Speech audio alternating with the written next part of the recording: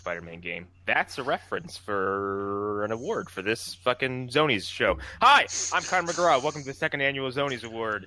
The Spider-Man game is amazing. Woo! Yeah. Also, I turned 32 yesterday. So expect lots of it's my birthday weekend self-absorbed temper tantrums. Yeah, that sounds about right. So how is this going to be any different than the other show? Yeah, he kept asking us for like... I'm a year older. He kept asking us for M&Ms, but only the green ones. Like, it was weird. He's turned into a real diva since his birthday. I would say monster. Yeah. I would say a bit of both. I fell asleep to The Devil Wears Prada Friday night. God. I've actually never seen that movie. I saw it years ago with an ex-girlfriend, and the only thing I liked about it was Emily Blunt. I like Anne Hathaway, and I still have I have an old lady crush on Meryl Streep. Yeah. I think, like, I don't care how old she gets, I'm like, damn, woman. Yeah. How often do you think about her in that way, huh? If you...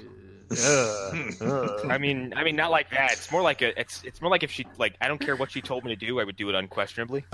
That's even worse, man. I'm like, God, you're so, like, you fucking command the room, and you're attractive. Good Lord. I need you to eat my quim. Oh my God! What the no! old-timey fucking porno shit. What is wrong with us? Oh God! Show's over. That's Phantom Sound, guys. Bye. Fuck X-Men Apocalypse. We're canceling this. We're canceling the apocalypse. I'm glad to be the reason the show is over. The guy to Proud of. You know, the CIA couldn't even take us down. Oh my God! Not at this point. Or somebody else claiming to be After Dark. Literally on the floor.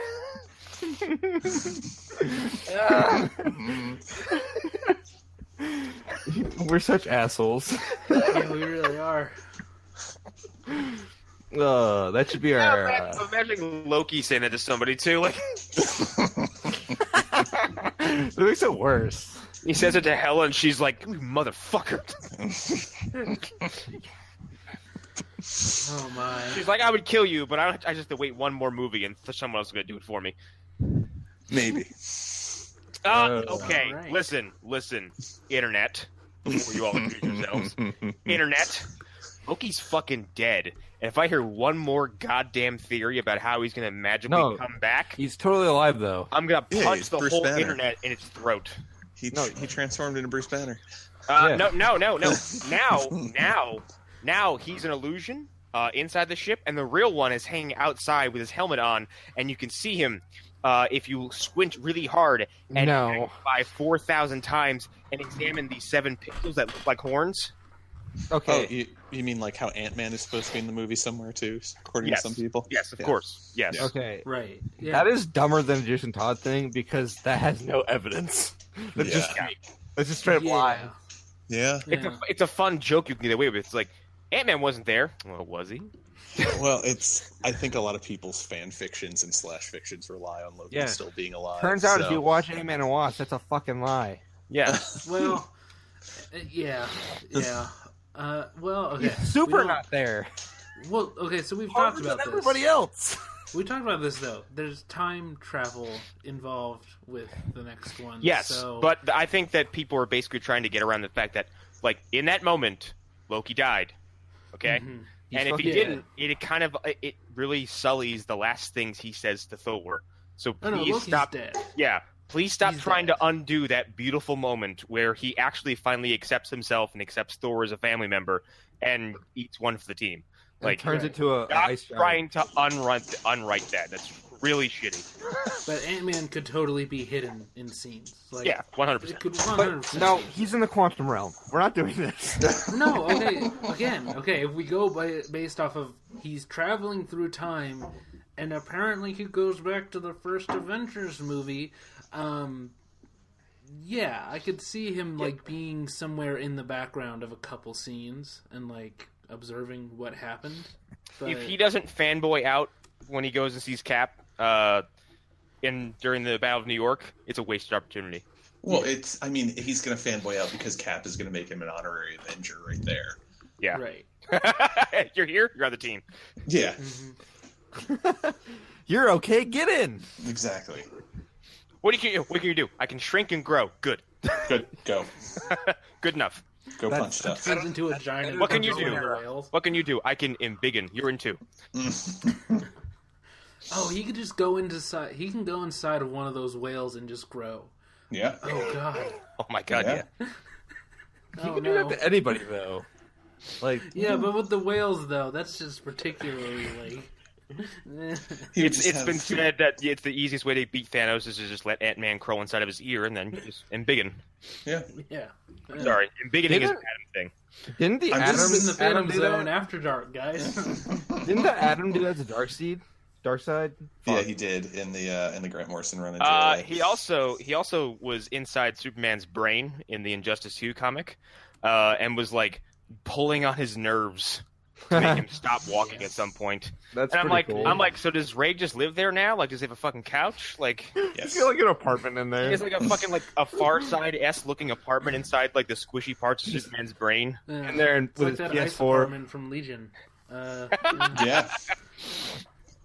Anyway, this is the second annual Zonies. We're gonna go down. We have a little award show for the community. Everybody voted on some stuff, and we're gonna go with the results and give you our personal picks. Who else is here? Arlen Harrow, as usual. I guess Hunter Downpour is here. I think. Erik Fedorchuk frantically searching the internet for other old-timey words for vagina. No, stop this right now. I didn't even is make a not face when happening. you said that. It's just like a gentle breeze came over me. I just that's just what I assume you do when we're on the podcast. Well, I mean, a man's got to have more than one hobby. Here's the thing: it's hard to gross me out.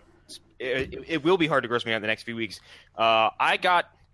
I'm not apologizing. You know what? Okay, I'm a little sorry for saying this. A 92-pound greyhound shot its anal glands at me last week. I'm good for a long time. Yeah, that was like a horse, okay? Like, Yeah. I like That's how so good. Connor, you recite these stories to us like you're a Vietnam vet. a 92-pound greyhound. Try to get him on his back in a trial for an ultrasound with Dr. Laughlin. I can't get the look of their face out of my head. And then before I knew it, that damn greyhound stoned me and headbutted Dr. Laughlin right in the face. I can speak from He experience. soaked me with his anal glands. I was never the same.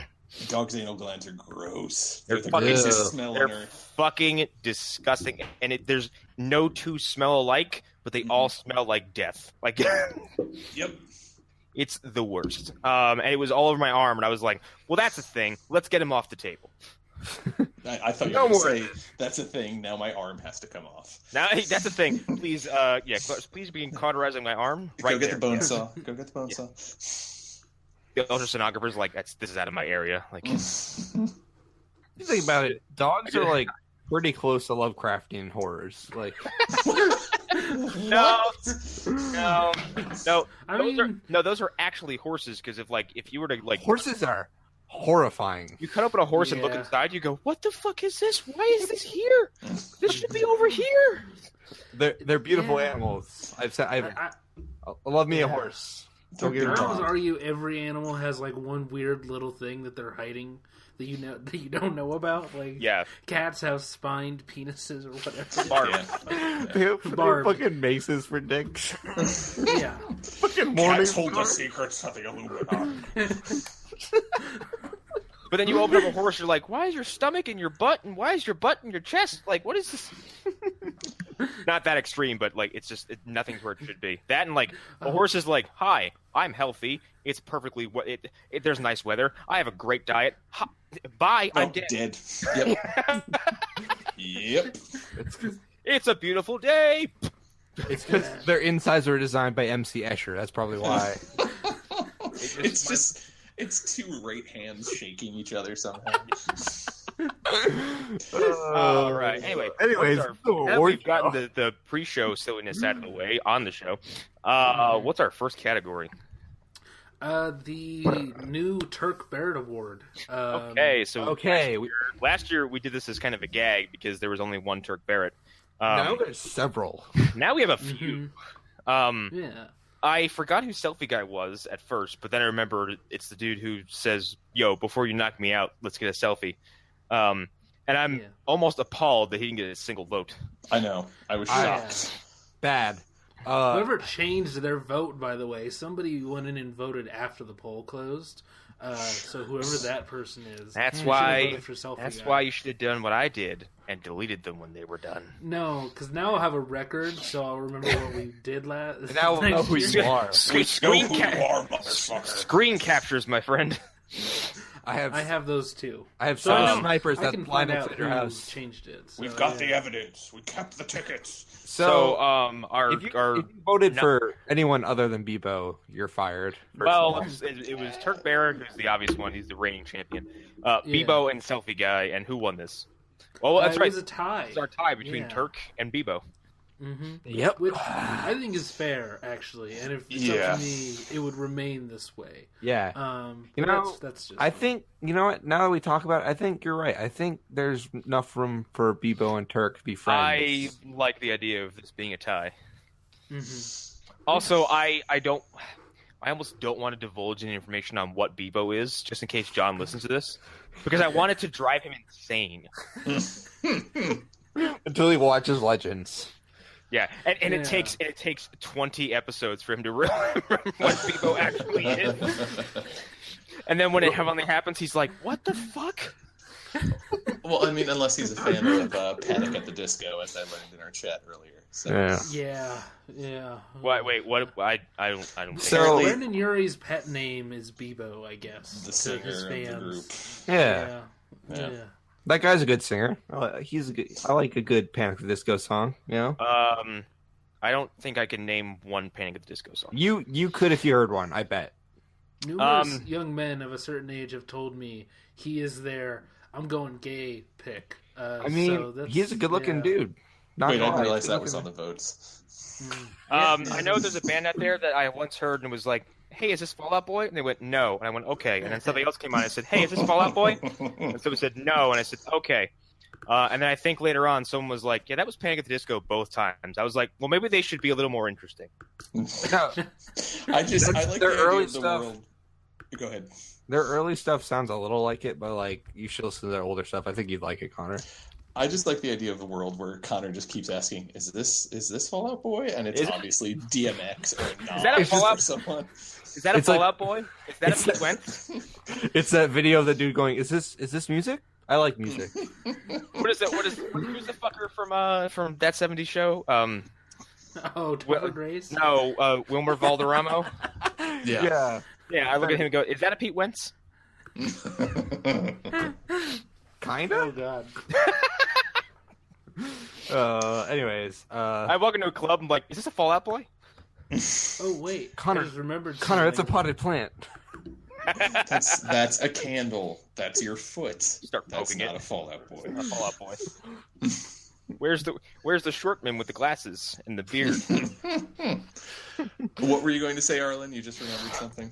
Well, okay. Do we want to go to the next category, or do we? Well, we didn't do our personal picks for this at all. Oh, yeah, that's right. Personal picks aren't going to affect the vote. But I mean, let's just all say at the same time. 1, 2, 3, Bebo. Turk Barrett. Ah! Fuck all you. Turk Throw him off Barrett the is boat. the reigning. Here's the thing. My argument against Turk Barrett is, I don't think any of his appearances this year, or I guess since when we last did Zonies, I don't think any of his appearances are as good as his appearances from the problem is once we realize that there's a Turk Barrett, the writers also realize that Turk Barrett is a gag. Yes. And I feel like once the awareness becomes too intense, the joke really wears off. Oh, you're talking about the Barretting. Okay, gotcha. And they kind of backed off also. Like, Bebo, with the exception of Luke Cage, sorry. he's not played for a joke during the last few appearances. Bebo is a so the most unexpected way to end that season. Yeah. Yeah. Like, I was not prepared for it to end with a flying fucking, like, a doom demon fighting a Furby. Also, from his introduction to his last appearance, he's great. Like, He's amazing. Well, yeah, because it started in the fucking the Stein episode where he's frantically looking for the toy, right? yeah, and that was like, and the Arrow wasn't music that plays. wasn't that the previous season? No, that was the right very after he died. Yeah, that was right after the Earth X crossovers. Oh, Mm-hmm. what? No, Yeah. no, it wasn't. Yeah, it was when he was.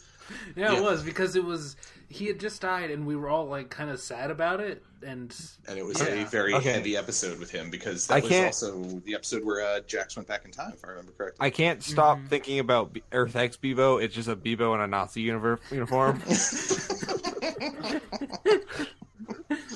What does he say? Like, I see Kyle? Yes. Get to Auschwitz. Oh, no. oh no, Here we go. Absolutely not. this is a new character. I won't stand for Nazi this. Bebo. Earth X Beebo. Man, I really want, at this point, I think I said it, I think I want all of our characters to face the Game Grumps characters in like a big fucking I mean, showdown. we can face each other at this point. Well, now definitely. Now that we have... Yeah. Fucking Yeah, we Nazi have Bebo against Nazi Bebo and against racist bassist. Now that we have Nazi Beebo, we're unstoppable. Right, Yes. yeah. He's the Red Skull of this universe. A soul for a soul. A soul for a soul. Oh my god. Imagine a fucking like a wispy ethereal Bebo on fucking what is that planet name? Vormir? Yeah. Yeah, I believe so. I keep thinking that's from something else. Like It sounds like Boromir. it sounds like a fucking Mass Effect. Wait, what does it sound like? Boromir. Yeah, it does. Yeah. Well, there's that. It sounds like some place I went to in Mass Effect, which probably actually makes it feel mean, it more might be. legitimate to me. It is in Mass Effect. I'm like, like- that's a fucking cool planet name. Like, There are regions in Skyrim that are named after Game of Thrones. Right? Yeah. Like, Really? So, Kinda. There's Hammerfell, which is kind of like Winterfell, or not Yeah. Winterfell, or Yeah. what is it called? Winterfell. Like Winterfell, yeah. yeah, so like it would make sense that There's all. the Mass Effect guys are probably massive nerds. They're the people who developed it. So Well, they Skyrim is kind of probably like feel a people- pastiche of like several obscure shit. Yeah. Well, Yeah. it's also like here's our rendition of Nordic mythology, except dragons. Yeah. Right. Yeah.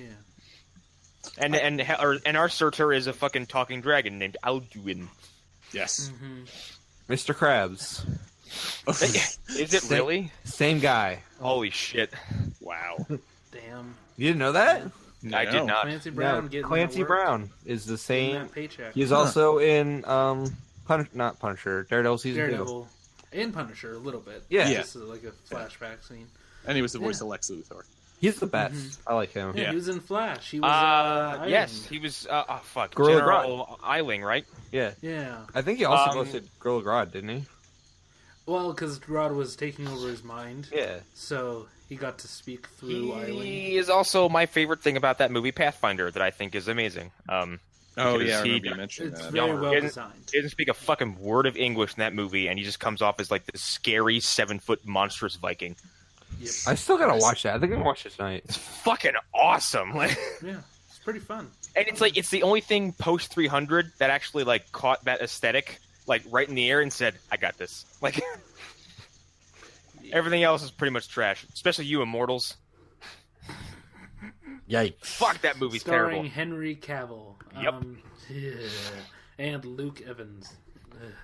Anyways, next category. Sound good? Sure. Yeah. Right. All right. So this is one that I had in the tie, but I just remembered that Hunter voted when he wasn't supposed to.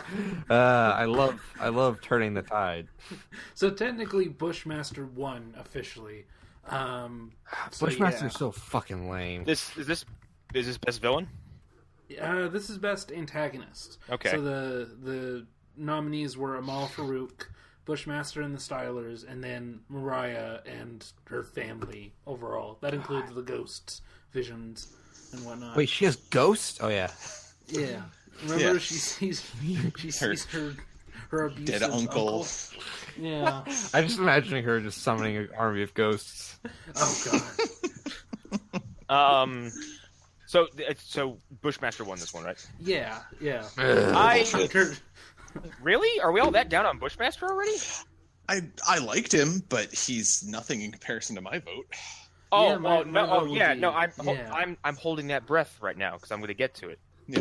But aside from Yeah. my personal pick aside, like I think Bushmaster's a very good popular vote because like Luke Cage season 2 has kind of produced lots of goodwill in people. So Right. Oh yeah, I definitely. like hearing people talk about Luke Cage and not go, wow, that back half of the season was just as bad as all of Iron Fist. I'm like, hey, whoa. Everybody, put your guns down. Like, No, here's the thing. I think I went too far when I said Bushmaster's lame. He's not lame. I just think in comparison to like say the Nazi doubles, I think he just kind of like. I really like the Nazi versions of those guys. well, was that in this category? Or was that best villains? No, that's best villains. Yeah. Because we had like 8 nominees, and I was like, "That's not happening. There's going to be a lot of people that get left out." So yeah, but yeah, it's nice though that Luke kind of gets in here twice. Yeah. So yeah, it's interesting though, because I really liked the Dillards more this season than last season. Like they were more interesting. Well, yeah, you got a backstory, and you got to see how they were so horribly evil, more so than you did the first season. Yeah, and then Mariah turned into a saucy temptress for a little bit. Yeah. Yeah. She was very rapey and intrusive for a minute. She made me very uncomfortable several times. Yeah. It's almost like she's like my anti Meryl Streep. I have something I need you to do. Get away from me. All right. I think our personal picks are probably telegraphed, but we should still say them. It's either way. fucking anything Legion season 2. Yep. You Yeah. bunch of heathens. So Amal is I'm the about fucking halfway best. through Legion season 2. my. I've been slowly working my way through it because it's like it's good. I just like I have so much other stuff I want to watch. Is this your first journey through Legion season 2 because, right now? I forgot you hadn't caught up. Yeah. So I had to restart because I was like, "Go fuck it, I'll just restart the whole Son thing." of a bitch, dude. Legion. It's so good. Look, Yeah. I love Legion season 2 more than I loved anything on TV this year. It's like- like Yeah. is the Shadow King. So it's like I remember him in the comics being like kind of like forgettable. Like he was kind of a forgettable villain to me at least. But it was like this they Depending on made who wrote him. yeah. In this he's amazing. Like he's just like this. He's just this fucking evil, like pure evil almost. Like it feels like he's pure evil. I know what happens at the end because you guys spoiled it for me. But it's like those first couple episodes, you're like, wow, this guy sucks. Like, fuck this dude. Yeah. But yeah. I mean, I guess Arlen, you and I are on the same page too, with Amal being our best villain.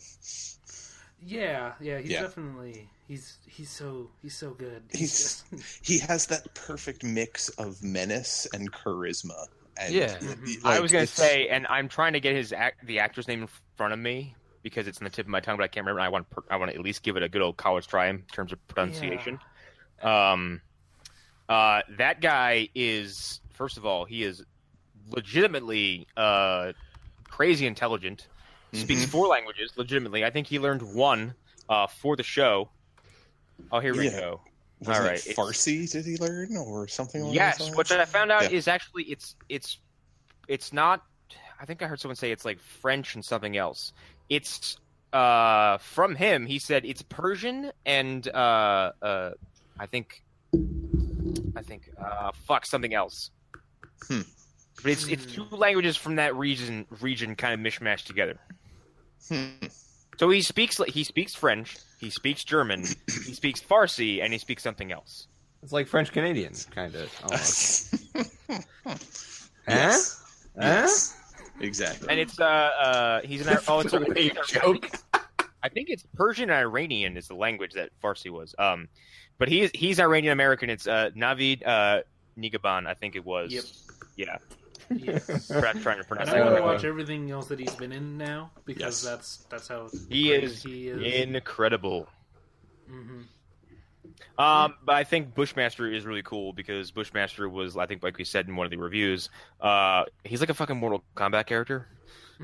Like he's a fucking he's a where is he from again? Oh, he's from Jamaica. Okay, yeah, he is. I mean, he's kind of almost he borderlines on weird Tekken character and absolute Mortal Kombat character. He's this fucking Jamaican snake-themed martial artist dude who can absorb bullets with his chest and then spit them back out later like Wolverine. He also like he does. Okay, never mind. Bushmaster fucking rolls. And he's like my superpower is fucking magic. Well, it's more just herbs that people. It's don't understand. nightshade. Yeah, Yeah. it's fucking. It's not quite voodoo, but it's not quite witchcraft. So somewhere in the middle. It's the NES title, Nightshade. That's it. He just plays it, and he gets superpowers. That's it. His superpower is Night Trap. Yes. Did you know those are vampires in that game? They're supposed to be vampires. Yeah, vampires can attack you with like a plunger gun. Yeah. We did like a whole VGH episode about this. Hell yeah, we It's did. disturbing that you're just realizing this now. Also, just a little note. Naveed Negaban, I assume I'm saying that right. He's going to be the Sultan in the Aladdin live-action movie. Which is really fucking good casting, actually. Are you fucking kidding me? Hell yeah, I'm in that. That is awesome. Yeah. Like, the only better casting would be Jafar. Like, that would be the only... Like, that's really good. Wow. That's very strong. Yeah, I'm curious to see what I'm happens into it. with that. That might be the first live-action Disney remake I go see in theaters. Because They're I've been all good. wholly. You should see them all. It's not that I don't think I think that any of them are bad. It's that I'm just wholly uninterested in them. Oh, okay. Well, The only one I've seen in theaters is Jungle Book, and I made the right decision there. You know what? Otherwise, I can't. You know, that was probably the one I should have seen in theaters. Yeah. you know what's surprisingly good? Maleficent. I don't know if you've ever seen that. Actually, I hate that movie. Actually, You hate that movie? I hate that movie. I kind of like it. I don't know. I was bored to death by it, and I was like, "This really goes nowhere for 2 whole acts." I wasn't a huge fan of trying to turn her into an anti-hero. Like, that just kind of, They should So do that you're- for Gaston. Well, it's also like No, you. they It's should- like I know, like what she does is pretty shitty, but then like to counteract that, they have Charlotte Copley play a character who's so cartoonishly evil. I was like, I don't give a shit about any of this. Yeah. And with your comment about Gaston, they should just make a movie where he and that guy who's in love with him just have a relationship and just have day-to-day life in They just the fuck. world of Beauty and the Beast. No. But the whole movie is set to Genghis Khan by Mickey Snow. I get a little bit Genghis Khan. There you go. All right, I think we can go to the next Yeah, category. we all picked Farouk for our personal picks, did we not? Yeah, I think we Yeah, did. for Yeah, rules. but Bushmaster is also an excellent pick. So Honorable mention to Billy Russo. Yeah. Well, he gets some things later on, so Yeah. just be patient, I guess. Now for the most the biggest landslide that was completely not so surprised at all. The bus metas won worst enemy of the week. Yeah. They're Yeah. so like There was what no was the other- question. what was the other category? There was the Other nominee, character? Sai? Sai, the blonde lady who gave people their nightmares. What the fuck is she even from? I don't remember this character at all. She's from Supergirl. Oh, that's why I Supergirl don't know. takes her That's with why. her with her own little Suicide Squad with fucking Electro fucking witch and like oh. fucking fight Rain. Electro's whatever. in it. Dude, this is like the, the last crazy episode. Wiccan lady. This was probably the last episode of Supergirl I watched, and I can't even remember watching it. I know what happened. I couldn't tell you a fucking thing that happened during it. I remember that it Yeah. opens with what's her face working in a diner, and that's about all the furthermore I remember about that episode. Yeah, something like that. But anyways, Electric Girl or whatever, I can't remember her fucking name, but we talked about her before. Her mauve hair. Livewire. Yeah, That's she it. dies. Yeah, Livewire dies and Sai Oh no, you survives. think she dies? Damn. But yeah, I saw a headline that had the balls to say like like the tragedy of Livewire. I'm like, get fucked. No. What tragedy! It's a tragedy that they ruined that character that they could have done. Their fucking well. their Halloween store witch wig. We all when she died, we all got over our couches and we applauded. Her best moment is from the Flash Supergirl crossover that happened, and she's not even that great in that. So it's like, okay, you know what I've been thinking about a lot recently is the fucking cyborg woman From the first crossover? Yes, Robo Lady? oh, yeah. she's so dumb. It's so bad. Where Did she come from? I don't know. Like, who gave her those fucking implants, and like, why did it look like they were just kind of like spirit gummed to her face? So stupid. It's so bad. She looked like she fucking walked off a 1960s Star Trek set. Like, She really does. I don't think anybody needs to ask what our vote would have gone. the fucking bus but- metas. The bus metas. Yeah. The fucking like most like. Okay, Here's the thing. let's chew on this for a minute because it's been a while since we've had to revisit Flash season 4. We're gonna eventually again during this episode, but like everything surrounding the Thinker, Yep. including the bus metas, is some of the most like hackneyed, like ill thought out, just all over the place, kind of make it up as you go along bullshit idea. Right. It Not- never not only once that- clicked or made any fucking sense, and it only worked because someone fucking forced it to work. Yeah. Not only that, if you think about it, like, who are the bus vendors? There's a hacker guy, a lady who can Hacker Man. Yeah, and Native American woman, which we talked about her in length and how like And- that episode was so And how wrong. she's the hero of that story in a different kind of show. There's Yeah, like in a better show. I can't even remember half the bus metas. Okay, Dude, I let me can't try. either. I'm gonna try. All right, here we go. Ralph Dibny, obvious one. Yeah, he's the best yeah. one. He's the best of them, yeah. Shrinky Dink. Who? Shrinky Oh yeah.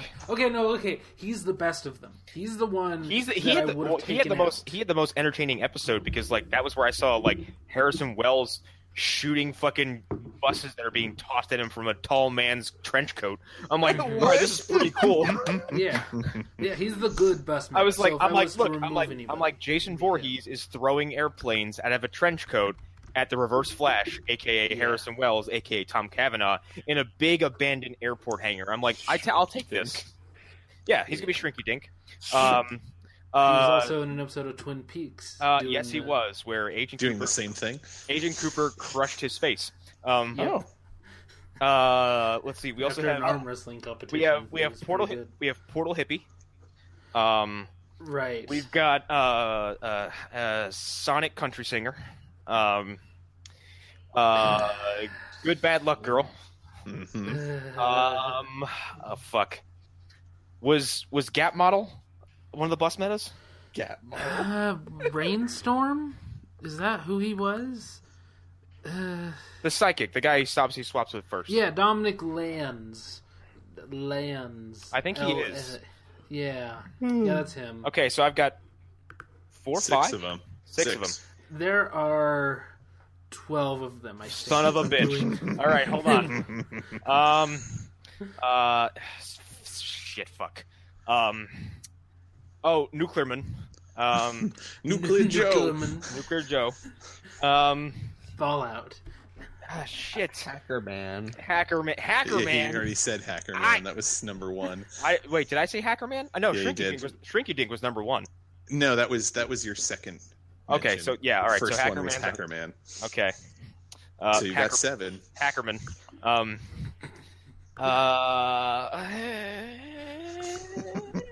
Point is, 2 out of 12 of them were interesting characters. The Oh other wait, 10 hold on. were all terrible. Wait. I got it. I got another one. Statue Maker. Not Statue Maker. Statue Animator. Statue Maker. Statue Maker. Statue Unmaker. Yeah. 3 more. Son of a bitch. I can't. I can't. Oh, that's kind of what the writers said when they came in midway through the season and had can't. to take over. I can't. I can't do this. I can't. Yeah. And then Cause there was the... Yeah. No, the girl that made people float or whatever. Yeah. Like, here's the thing. Okay, I did like her for part of her episode. I didn't hate her the entire time. But that episode was just bad. Do you remember when DeVoe used that power? Yeah. He didn't. He didn't. We all Did he? clapped. Yeah. But again, the point is, one out of these 12 people was an actually like interesting villain, and the rest of them were just The rest of them are worse than Shade, because like Shade had the honor of being around for, like, I can't believe how disrespectful they were to that character, because he shows up. I can't even identify the human who was, under the CGI shadow blob. I forgot there was a human. Who is then just summarily absolutely destroyed. And then Barry literally wipes his hands and goes, okay, so what about Savitar? I'm like, there's 30 minutes left in this episode. Like, what the fuck? That was Shade? Fucking legacy character? Fuck you guys. Like, the best week-to-week villain of that whole season is the villain from Flash Time. Like, that's the... Oh, yeah, like the real-world bomb terrorists? Mm-hmm. Bomb terrorists, like there's different kinds. Yeah. What other kind of terrorists? Or, well, no, there are gun terrorists, I guess, but still. Anyways. We're gonna blow up building. I'm sorry, I'm a gun terrorist? I don't blow up buildings. But yeah, and also... What about you? Nope, anthrax. I only have gun. I'm really useful on arrow, but here, not at all. I only use knives Only. because I fucking play hard mode on this shit. You're forgetting about the psychic Sasquatch terrorists, the CIA. But anyways, and I mean, like personal picks, like it goes to fucking bus metas because I think we're all unanimous on that, aren't we? I mean, look at him. Well, I couldn't pick one over the other as like the worst. Other tran maybe I might pick Black Bison because of what we talked about. Hackerman alone is reason enough to choose them. That episode with Hackerman, Fulgore's a killer instinct character. Kilgore. His name is Kilgore. Fuck this guy. And his name is spelled with a percentage instead of a 0. That is just like fuck you. Also, like that actor was appalling. And that episode also had some of like the dumbest, most unnecessary like physical Flash comedy. I want to see his IMDb page. Like this episode had blimp suit. Like, oh Cisco, what turn this off? And I remember like there were like it didn't look like the Flash for a couple scenes. It looked like it was a different show. Yeah. It's just. This is also like what is it? A week, like 2 weeks separated from the Flash tripping on literal marbles. Yes. Yeah. Like, we ignored that because the DeVoe tie-in stuff at first was so interesting. Mm-hmm. Yeah. That's what happened there. Like, they led us on hardcore. Yeah. But let's save that for when we get to worst season. Yeah. Well, I'm saving my breath on that one. Season 5's coming. Oh, yeah. We're all so excited. Okay, I'll just get this out of the way first. Like, I'm a little excited because of some things I hear. Like, the 100th episode, there's rumors about, like, a big speedster reunion. Including, more than likely Reverse Flash, Savitar, Zoom, I think I heard Jay, possibly maybe Wally or Jesse. Like, I think we'll have, like, an actual, like, Flash family versus all the evil speedsters thing. Which, as far as, like, just being a celebratory 100th episode, absolutely give it to me. Also, if you're looking at celebratory 100th episodes, they're 1 for 1 on that so far, and that episode's fucking great. The Arrow episode, that Arrow episode is more or less the same thing. It is a celebration of all the things the show had done up to that point. Mm-hmm. And then it got to revel in that for a little while, and then it went along its way. Yeah. Like, there was no reason for Deathstroke to be there. but it was fucking awesome. And it was awesome. It was fucking cool. And Sarah got to fight him, didn't she? Yeah. Which is awesome. Yeah, it was so cool. It didn't matter that it was a stuntman because it was so well done. Yeah. It's like fucking awesome. It was not Manu Bennett. Like, there's some things about Flash Season 5 that I'm like, okay. Like, I kind of want to see what Nora's angle is, and I really want to see what's his nuts, Chris Cicada. Klein just be 110% terrible, like I know he can be, because I've seen Street Fighter 2, I've seen Street Fighter Legend of Chun-Li, and he is fucking abysmal in that movie to a comedic level. Like, he's constantly taking his hand, slicking his hair back and going, yeah, we gotta stop Bison. Doesn't he play? No. plays Charlie. Plays Charlie Nash. Oh, fuck that movie. Like one of the most important Street Fighter characters ever. He's in the movie for 2.5 minutes. Like, collectively. I fucking hate that movie so much. Yeah. Anyway, what's our next category? Next one is standout episodes, and I'll just a little bit of my opinion here.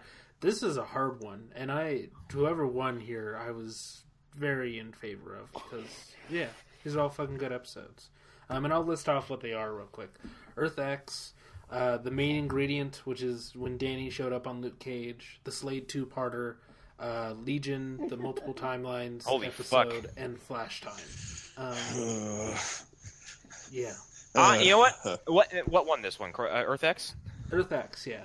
Okay. By Well that's deserved. very That large is well margin. deserved. However, if any of these won, I don't think I'd be mad at it, because every one of those is even Flash Time is really good. Yeah. In an absolutely dreadful, fucking irredeemable season, Flash Time is a fun fucking episode, because when that show decides to like pull everything down, like as far as like it just focusing on a singular event, and you bring in people like Jay and Jesse, and everybody's kind of trying to do something, and the team actually feels like a fucking team, Yep. as opposed to Iris going like, I don't have any experience, but I'm the boss. Me. Look at Cisco, me. make me a suit. What do you ever add to this team? Caitlin, you're a doctorate And superpowers. and superpowers. What do you offer, Cisco? You're your fucking degrees. All of and you your are superpowers. all of you are not annoying. What are you doing? Anyway, None but like of you are married though. God damn it. oh, she is a bridezilla. But like, Flash Time was great. The Slade 2-parter, that is worth the price of admission alone to watch Deathstroke go 300 stop starts, fast motion, slow motion, and just like he is stabbing people and then getting people off of his swords by shooting them with an Uzi. Yes. It's completely unnecessary, but it happens in slow motion, and every time it did, I was like, "Now do it again, yeah. Do it again, yeah. 2 people, yeah. So good. Kick that guy over a bench, yeah. That guy into a shelf, yes." I need this. And I love the fact that like this version of Deathstroke is kind of not like the leaner Deathstroke I've come to know. Like Manu Bennett is a fucking like it's a fucking walking porterhouse steak with biceps and swords. Like he's a fucking monster, and I love it. Yeah, he's a tank made of flesh. Yeah. He is a tank made of flesh, and if you gave it 2 blades. Yeah. Like, there's no reason for how fucking scary he looks. Even out of that suit, like, he's a frightening looking man. And then you put that suit on him, it's like, oh my god, it adds, like, an extra layer and a half of just, like, intimidation. Yep. Yeah. Thanks, DC and Warner Brothers. And here's the thing, like, when, is it Joe Manganiello? Yeah. Joe Manganiello. Like, when he stepped off that boat, I was like, holy fuck, that's the Arkham Deathstroke, like down to a goddamn T. Like that was incredible looking. Yeah. So I really like both representations so far that we got, but I'm really mad that they fucking took him away from the CW universe, because we're never gonna see the DCU version of him though, so doesn't matter. Hey, he got one over on The Rock though, because he actually got to be Deathstroke.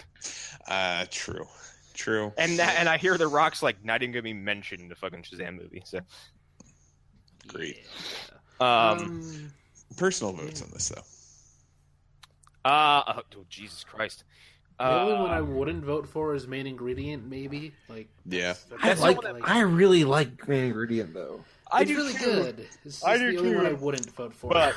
But like it doesn't have the weight that Earth X has. No, it doesn't. I don't think it has like the soul that the timeline episode has from Legion. I don't think it's as kind of like as tense as Flash Time, because at some point I was like, I don't know how you're going to solve this. Yeah. And then it ended with like Barry like fucking doing this fucking slow motion sideway run chucking thing into the Speed Force kind of move. I was like, that's really cool looking. Mm-hmm. Yeah, it's also that the Cage and Denny episode, like it's just one episode that I don't know, it showed the potential that the show had, but it didn't stick as well as these other things did in my mind. Yeah. The problem with Flash Time is that when you take that show and you kind of apply it to the rest of the season, like, congratulations, you gave Barry the most broken power across all of these shows, and he only used it to do dumb shit after this. Yeah, pretty much. Yeah, I mean, for myself personally, it's a toss-up between Earth X and the Legion Multiverse one. Because, I mean, Legion Multiverse was just such a departure from what they were doing with the show at the time.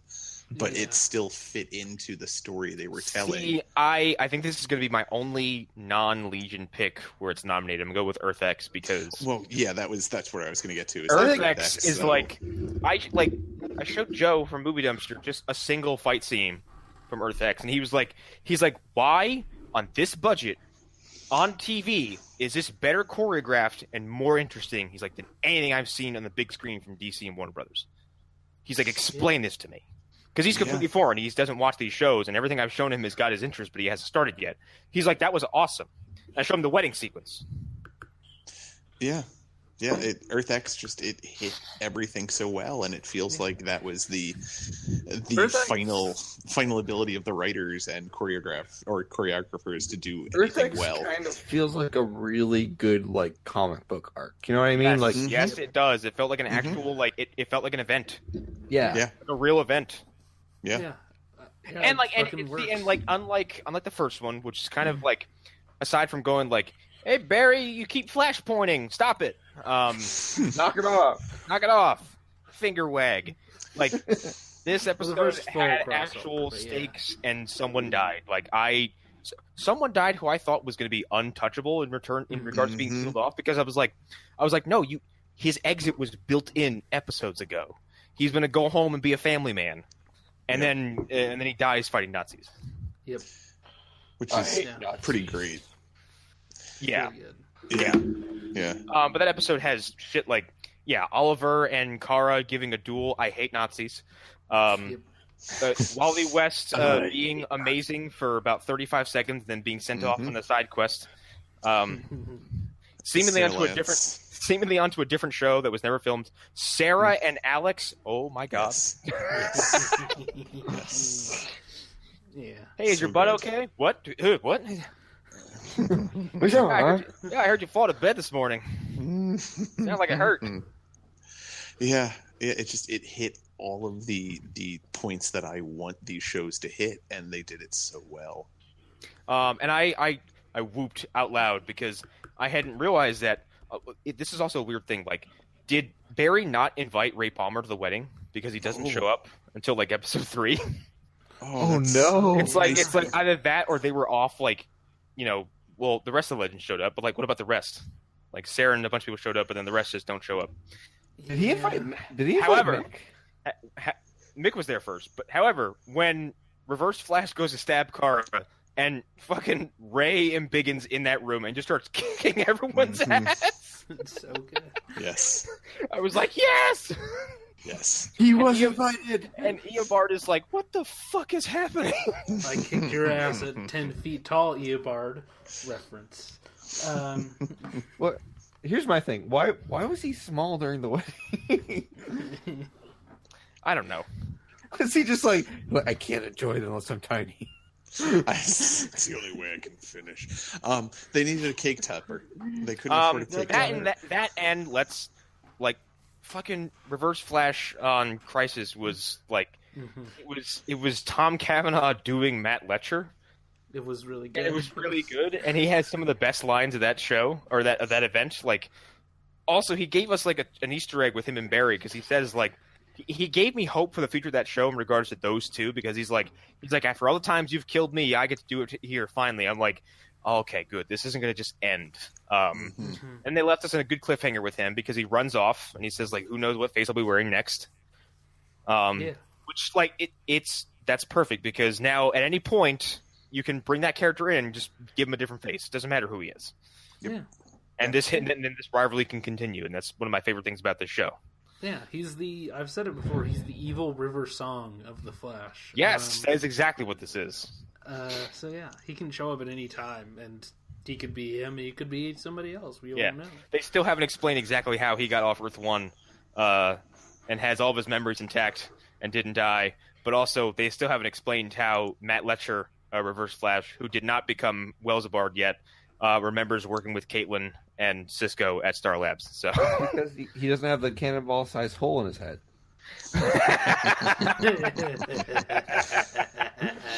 That movie sucks. Actually, I watched it the other day. Man, that's a movie. It's one like I think it was actually you, Arlen, who said like, well, this proves my theory, right? That DC animated movies are just getting worse looking. Yep. Everyone is like angular and hideous, and like Reverse Flash's chin is like his jawline is going well past his ears. And then on top of that, he has this big fucking red hole that goes all the way through his head. It's the size of a cannonball. It's the size of a fucking golf ball. He's like, it looks like he got hit by grape shot. Yeah, like it does. It looks like someone put a musket in the front of his head and just fucking pulled the trigger, like blunderbuss. Like a fucking a blunderbuss. Like I showed it to my friend, another friend of mine, Joe, who hates everything, and even he was like, "Hold on, how is he speaking?" I was like, "I don't know. His amygdala's gone. Like his frontal lobe is on the floor in a different timeline. He shouldn't be able to communicate." What a movie. It would be, you know what it would make me respect it if like those parts of his brain were like coming out of his head and hanging out the back, and they were just like suspended in time. They're like vibrating like his fucking body does when he's trying to conceal his identity. And it's all still touching. What's going on back there? He's like, don't ask any questions, okay? Something horrible. What's going on in front of your face? Something equally horrible. Yeah, keep moving. Every time he turns around, someone has to like kind of step out of the way. They're gonna just get hit with his like suspended brain matter that's poking out the back of his head. Oh god. Why am I wet? But yeah, Eobard, put that shit away. Worse. Yeah, much worse. But yeah, Crisis on Earth X was awesome. Maybe they'll do it. Like they'll top it this year. I don't know because it was really good. I don't know I think how they're not worried about that. I think that they've decided we're not going to do that, and they're just going to do crossovers, and they'll be good. Yeah, because especially like the final action sequence of Crisis on Earth X, where like Kara and Evil Kara are like just dual eye lasering each other in the air, and then they have Ollie and Ollie fight each other on top of like a news van. And it's just, move for move. And then they do that fucking panning shot of Eobard and Barry just kicking each other's ass across the city. And then the building jump happened. I'm like, this is my favorite thing. Yeah. And, like, Blake Neely's, like, in his studio, like, going mad because he's like, I have to mash up 4 different themes right now. He does it so well, though. He does it so well. There's just, like, 7 lasers on him. He's like, fine, I'll do it. Put your guns down. Can I have a snack? No. He's got a blindfold on. He's like, oh no, they brought me here again. It's just the Warner Brothers studio. So what's our next category? Yeah, we love Crisis. Next one is the weirdest or most violent moments. And I'll list those off. Ptolemy, his entire arc also. Yeah. Ptolemy. But yeah, everything involving him, really, just his whole situation. We initially did Punisher villains' deaths, but I just decided to go with fucking Jigsaw's birth. Man. Ooh. Yeah. That's a tough one to watch. What I've dubbed the Mariah Barbecue. I don't regret anything. Don't regret anything. I don't remember what this is. When she lights a man on fire. When she burns all of Bushmaster's family, essentially, the rest of them in the restaurant. Yeah, and then I put Stein's death as well. So that's more upsetting. Stein's death was more upsetting, and like the group picked Billy Russo, Jigsaw. And I have to go with this because if this was over in half the time it was, I wouldn't feel quite so queasy about it. However, the fact that like he takes this fucker and he smashes him into already broken glass, like just so he can make sure like the cracks in the glass cause more damage. And it goes on and on and on. Say what you want and on. Say what you want about Frank Castle. He's very efficient. Mm-hmm. Yeah. Like it wasn't quite as like it almost beats gutting a man and stringing his intestines along a tree for dogs to come eat from Punisher Max. Just because like that was like a single panel and it's like you don't really see the process, you see what happens afterwards. Yeah, you're witness to this entire thing. Mm-hmm. And it's so personal because it's hand-to-hand combat and like Frank's hands are the ones slamming this rather attractive-looking man's face into mirrors. And then he lets him live, which is he lets him live. Yeah. Although I don't think, and this is not really related to the polls, I don't think it's as vile as what happens to Jigsaw in Punisher Warzone. I don't think it's even close. Yeah. That one's a rough watch too. Yeah, that one's horrible. That's his whole body. Mm-hmm. Then it's what is it? It's not Dominic West. It's no, it is Dominic West. Dominic West. He is a superstar in that movie. He's amazing. Good. But I love his brother even more. His brother is so. I want my applesauce. I'm going to get my applesauce. I'm going to get my Did you know applesauce. kidneys and applesauce are a delicacy? God damn it. Yeah, Alan, we like that character. So what? Why? Is that someone he dislikes? Yeah, that's something that he randomly just put into the chat that he didn't like. It was.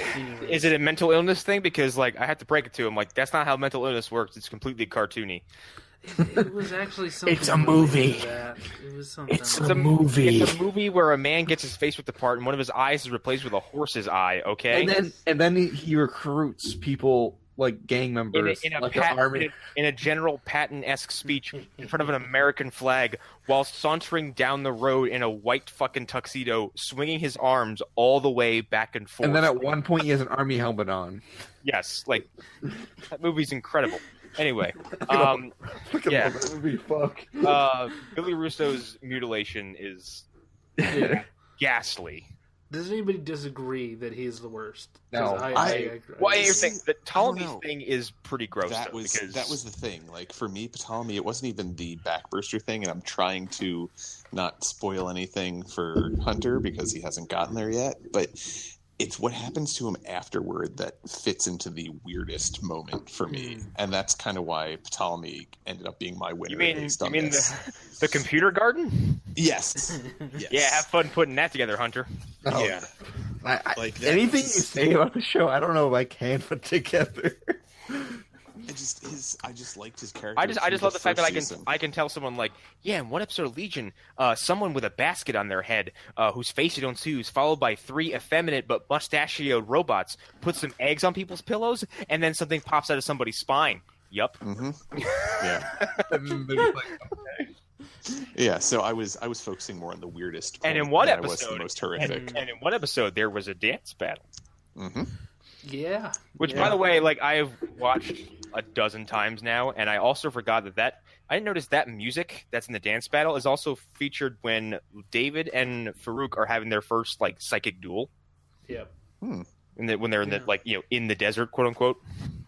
And I forgot how fucking good Navid is at in that scene because like they do the wrestling thing and he's like oh wrestling, he's like so manly and homoerotic.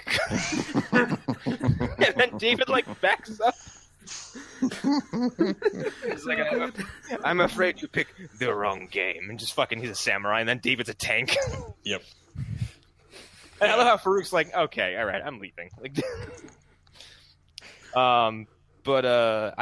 the dance sequence could almost go down as one of the weirdest sequences from that show. But it's also it's so there's some comedic levels to it because it keeps cutting back to Carrie fucking breaking it down in his little tech room. Yeah. I think the problem with Legion in this category is we would just be listing the entire show. We would be listing Legion season 2. It's just so good. Like I would honestly, an honorary thing mention in the would show? probably be the Minotaur. Yeah. Yeah. Yeah, definitely. Because that's not just the fucking like the wheels and the crutches. Like there's that added level of like almost it's a Doom-esque trait. Yeah. Or maybe even a Silent Hill-esque trait that kind of makes it just like that much more unsettling. But yeah, like between like what happens to Ptolemy is disturbing on multiple levels, but from a just purely physical standpoint, yeah, what happens to Billy Russo is fucking not cool. No. Yeah. And the last shot is him just like wrapped up in fucking 8 inches of bandages, and people are like, "Yeah, he's not okay." All right, what's next? Worst season award. As I said on the thing in the comments, whoever wins, we Hey, lose. you know what? Okay, this is now. I think we can also.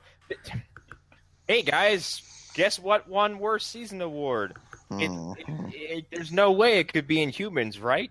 No, it wasn't Humans. Absolutely not. There's no way, right? No, Connor, you don't understand.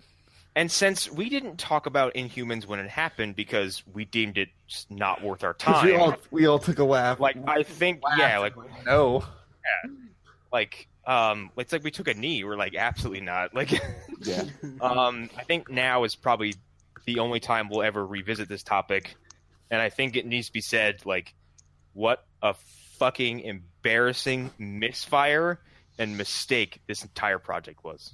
Yeah. But that's the thing. Like, I didn't even think. I didn't watch it. It is worse than Iron Fist in so many ways. I think it's just it was a terrible misstep that nobody knew what they were doing, but that doesn't mean it. And it was bad from what I know of it, but it's not bad on the same level some of the other things on this selection were. Huh. I gotta disagree. I gotta say, Yeah. I think it's worse. You're gonna tell me it was worse than Flash? Yes, You're I'm gonna gonna tell you it's worse than Flash. Okay, well, here's No. the thing. If we had No. if we had been forced to review Inhumans, I think we would be saying very different things right now. We had to finish Flash. Yeah, we endured Flash, but like we looked at Inhumans and just we looked at that and said that is absolutely not worth our time. Well, because we had done our Iron Fist reviews, and we were all of the same opinion that, like, before Iron Fist even came out, somebody at Marvel should have been like, yeah, we can't release Inhumans. We have to scrap this. Somebody should have done that at the Here's Also, here's how I know it's worse.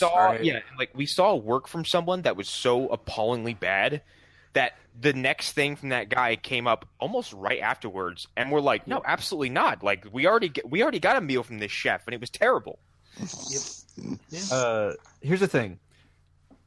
We finished Flash and Supergirl. You guys did. Well, we finished Flash. Okay, semantics, but you know what I mean? It's like, Yeah. I think the worst one is the one we decided we weren't gonna watch. Yeah, like as far as I know, like, and I know somebody in the comment, I think it was John Brown, I believe in the comment, said like, for him, he said Flash season 4. He said Inhumans took something I didn't care about and made it terrible. And this is the argument for Flash, I guess. He said what Flash did was took something I cared about deeply and made it insufferable. Yep. And That's fair. that's exactly what I think agree that's with. a really good argument for Flash. However, like I don't think Flash season 4 was like There are parts of Flash season 4 that we could say is the good. the thing is like I like Ralph Dibny. I like Ralph Dibny a lot. That doesn't make an entire season. Hold on. though. I liked the actor who played DeVoe for the first few times he was there, and then when he came back, I liked his wife. I can't remember her character's name. Something. I like all those characters most of the time. Right. I gave Inhumans a chance, And I was like, I don't give a fuck about any of this. It all looks laughable, and you had the balls to cut Medusa's hair off in the first episode.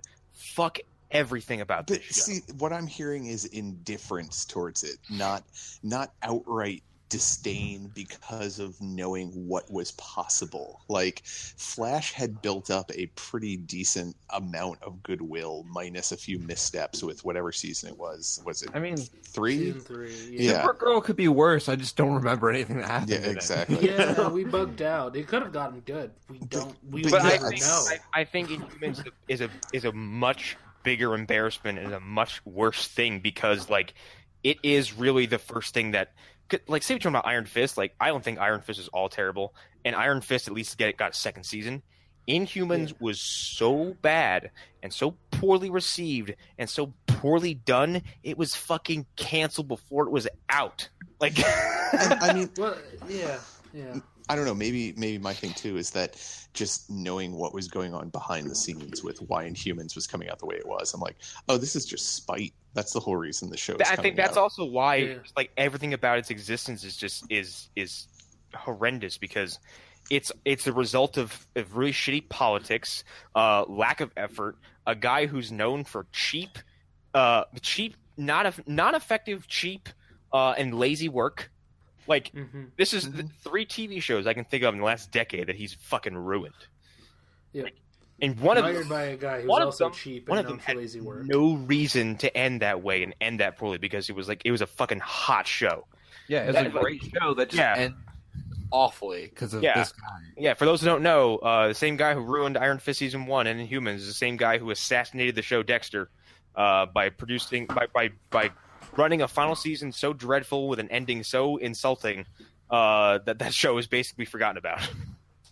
It's a great show. Like, it's fantastic up until about the 4th season.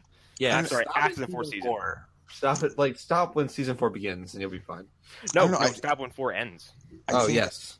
I think my whole thing for why The Flash I thought was the worst season is because I went in actually giving a shit, and Inhumans I was just indifferent towards because I didn't even have to watch it. I could see like, oh, this just doesn't look that interesting. I'm not that into it. I will concede the fact that like Flash is more personally wounding.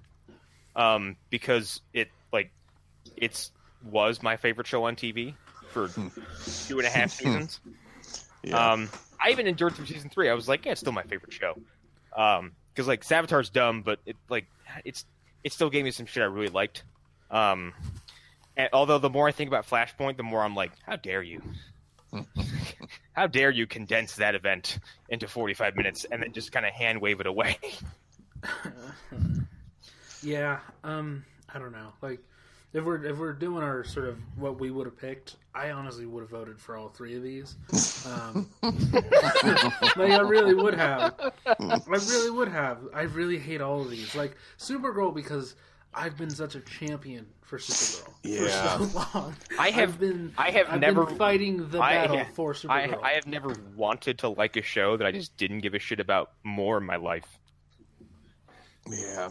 I don't know. Supergirl, like, it had 1 or 2 good episodes that I was into, and then it just kept getting progressively worse. And I was like, okay, this is the trajectory the show is going on.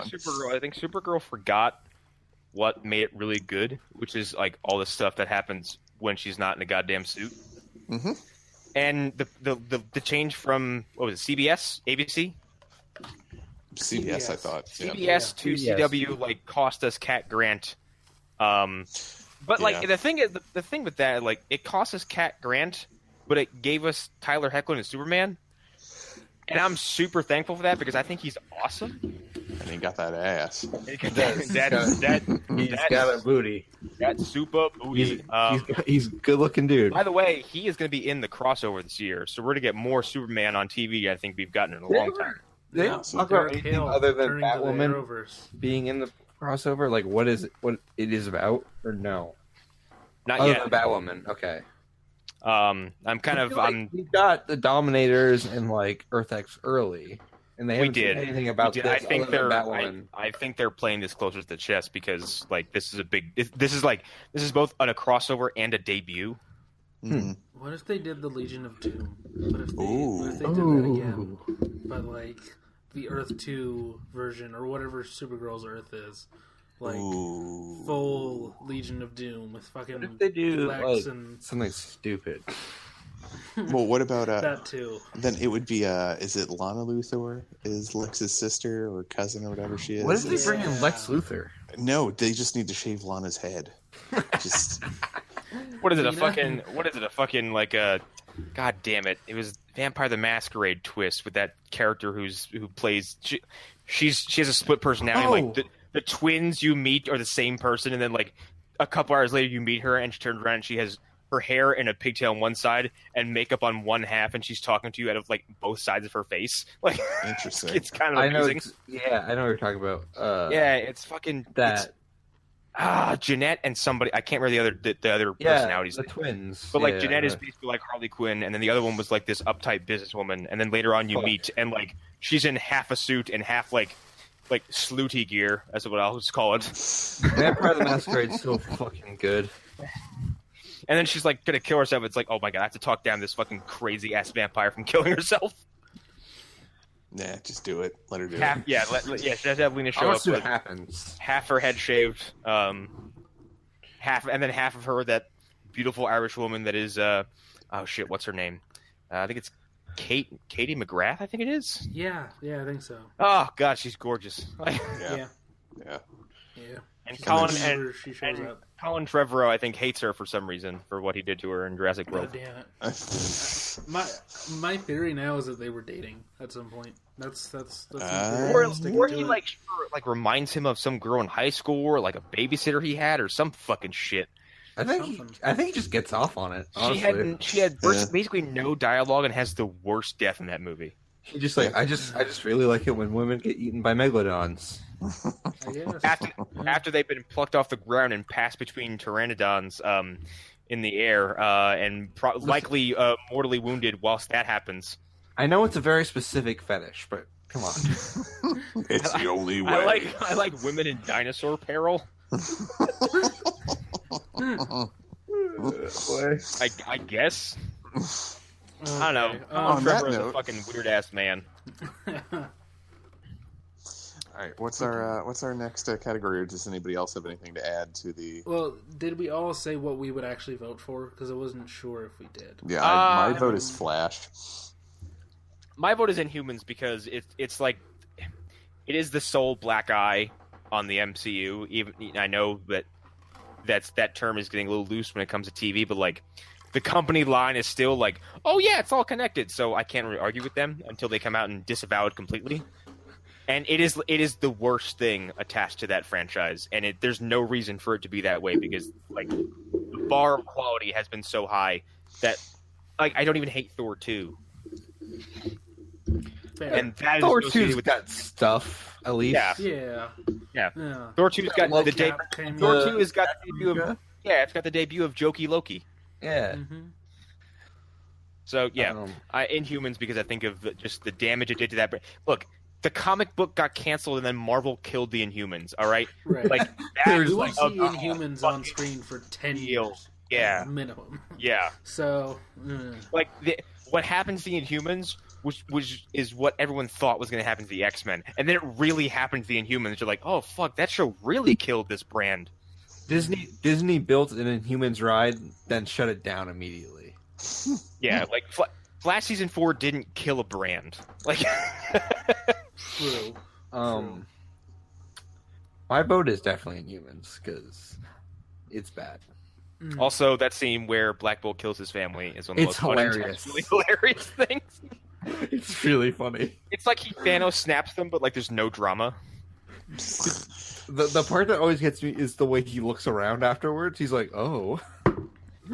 Yeah, and like it happens so fast and without incident. It's just like it just turned to dust. Like, it's like, oh, okay. And there's no like extra effect, like the walls don't like reverberate, like nothing moves. His parents just poof. And it's over. He doesn't even knock over a vase. Like, but anyway, what is next? Best cameos, and our list is Neil Gaiman as the voice of God in Lucifer, which none of us saw. I'm gonna be honest, I didn't realize it was Neil Gaiman until like today. Did not know that. Which is awesome, though. I like that. Yeah. John Hamm as the Delusions narrator in Legion, which is pretty cool. John Noble as himself, again, still fucking great. Bebo. And Colin Donnell as Nazi Tommy. Yeah. Ooh, that's actually a really good, like, dark horse pick, because if you're a really big fan of Arrow and you've been kind of dying for that return, it's really interesting the way it's done. I think his speech is really awesome. Yep, it's really strong. As far as Nazi speeches go, Well, just from like a villain, like, fucking monologuing where he's let's not give them too much credit. He says them like, what is the fucking thing he says? He's like, you'll be asking for death like while our boots against your throat, and then when we while we're killing your loved ones, we'll finally get to you, or something like that. Yeah, it's really brutal. And then he's like, cyanide pill, bam! I'm like, oh, that was so fucking awesome. Yeah, it's really freaking good. It's pretty strong. What did the community pick? They picked Neil Gaiman as the voice of God, and I think they did it just because it was Neil Gaiman. I mean, I love Neil Gaiman, but I didn't realize that was him. So I've never watched an episode of that show, so I can't say anything about it. Mm-hmm. Same. I don't know. Yeah.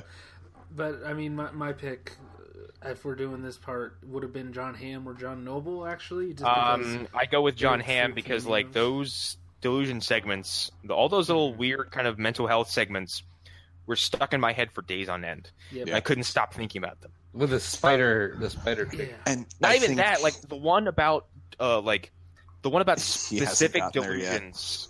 Wait, what? No, Hunter hasn't gotten there yet, oh, so okay. he's not going to know.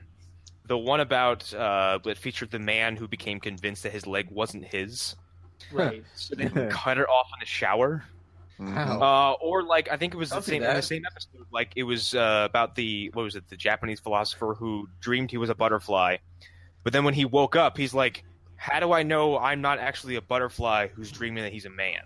Mm-hmm. And I was like, "Whoa, Buck!" Yeah. I was like, "You just knocked me on my ass." Thinking about that for a couple days. Yeah. And I don't think they would have worked as well if it was someone else narrating it. I think John Hamm was his the voice is perfect very, choice. very specific. Yeah, it's very direct. Yeah, and it's also he's done so many car commercials at this point. He's got a nice voice. Yeah, and there's something very soothing about him. Wouldn't kick him out of bed. And wow, just going straight for it, huh? But yeah, I don't know, something about him as a pick. I remember distinctly thinking that it was a car commercial, so I skipped over it. Oh, I remember you talking about this. Yeah.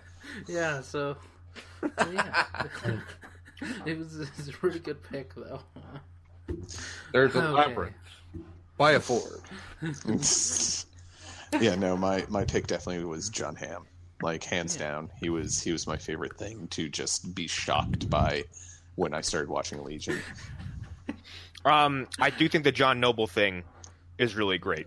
It's really good. It is. And the fact that they're getting him while he's on the set of Lord of the Rings is also pretty great. So he's in the Denethor costume. Well, I also love the fact that we were joking how we're because the episode was called "And Now John Noble."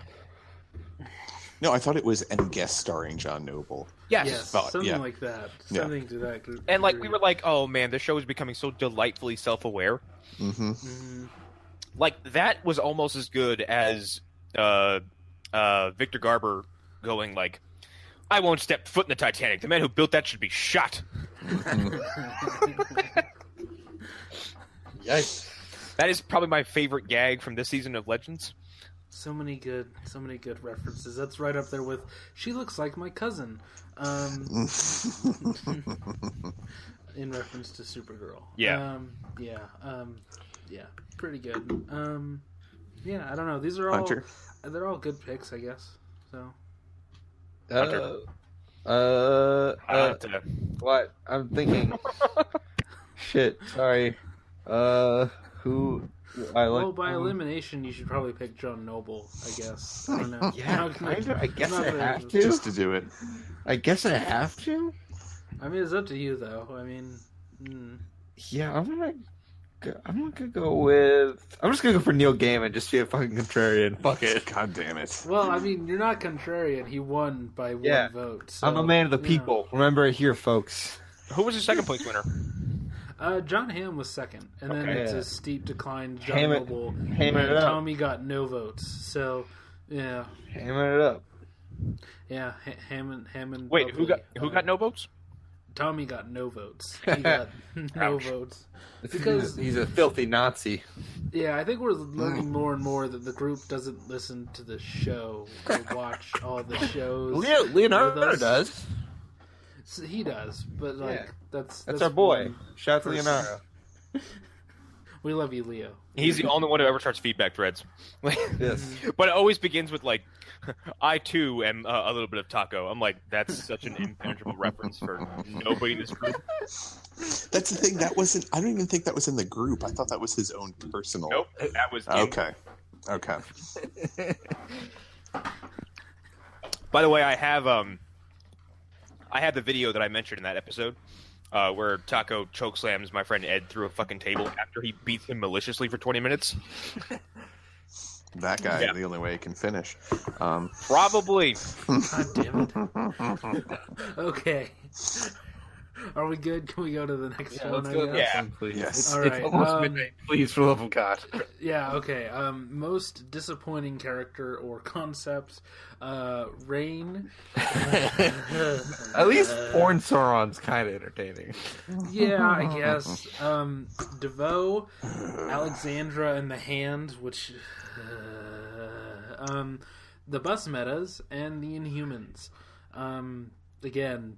Whoever wins, we Who won this one? I don't remember at all because these are all kind of. The Inhumans won this one, which is why they're one of our biggest winners. Well, winners. let's call them biggest losers because Yeah, I wouldn't call them winners. that's like saying people who win Razzies are winners. right. Yeah. But again, like honestly, I would vote for all of these people if I could because it's just They're all bad. like the least bad is Alexandra because Sigourney doesn't. It's Sigourney Weaver, so you're just like, she has a good Charlie. few scenes. Exactly. Yeah. Like everybody else is just like Rain made me want to stop watching Supergirl altogether. It was bad. It was real bad. She did wear like a masquerade costume. She wore a porn store costume. Yes, she did. That was why she was called Porn Sauron. She looked like somebody from the porn parody of fucking Lord of the Rings. Or like it was just Like the fires of Gondor. Yeah. I don't understand. In the porn parody called Taking the Two Towers. God damn it! Damn it! I don't understand the mask thing. Like it's really dumb. No one knows who she is. Okay, but who cares? That's my thing. Like you're a fucking nobody. Nobody knew who you were before. No one's gonna give a shit. First of all, like, if someone sees you in the street when you're kind of on your day-to-day and they're like, it's Rain, are they gonna arrest you? No, you're gonna turn into Rain and eye laser their spine out of their back. Like, no, she only had that mask to hide her identity from Kara, but also, like, I'm sorry. Is Kara retarded then? You've been very close to this. She doesn't have object away. permanence. She's like a toddler. is she? Hold on, is she retarded? Sorry. Oh God. You and your dead uncle are rolling over in their graves right now. Where did Rain go? She put a mask on. Hold on. Have you seen that Pete Holmes Batman v Superman sketch? Yes. Where Jim Gordon puts his glasses on and takes them off, and Batman, he's like, every time he takes his glasses off, Batman goes, "Who are you? Where's Jim Gordon?" And he puts them back on and goes, "Oh my God, Commissioner, there you are. There's a strange man here." Boy.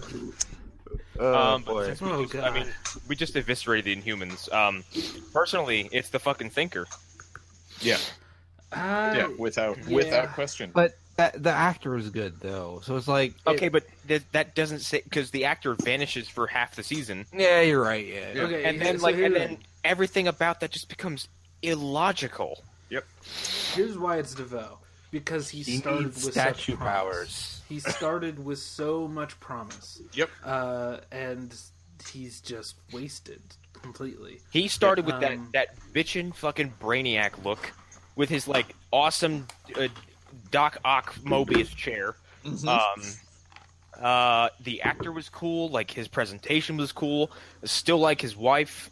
Like I thought that unit was a really cool kind of villain concept because I liked like a villain team who were madly, sincerely in love with each other. And I don't like how like her face turns fine, but in the end I was like, it's completely unsatisfying. It doesn't really work, especially when he's like, "Maha, I'm an AI now," and she unplugs him and he dies. Damn.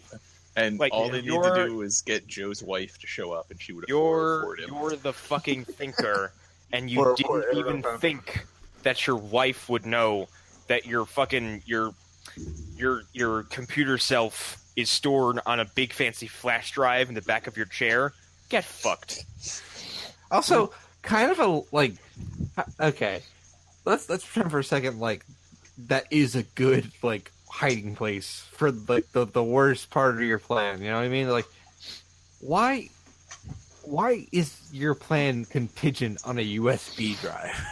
Yeah, why is your plan contingent on something that can be so easily destroyed with someone's bare hands? Yeah, like she grabs it with one hand and just gives it a good old tug, and he's like, "Oh, I die now." all that brain power and foresight is not something he has. Well, the problem was it never came off as brain power. It came off as, I have the script for the whole season. I know where you'll be and what you'll say. Therefore, I have the power of omniscience, basically through writing. Yep. Yeah. I'm a god. And then the other side of that, the writers did the opposite to the heroes of the show and made them all colossal dummies for an entire season, which resulted in 12 people dying. Good job, Barry. Yep. And pretty horribly at that. Yeah.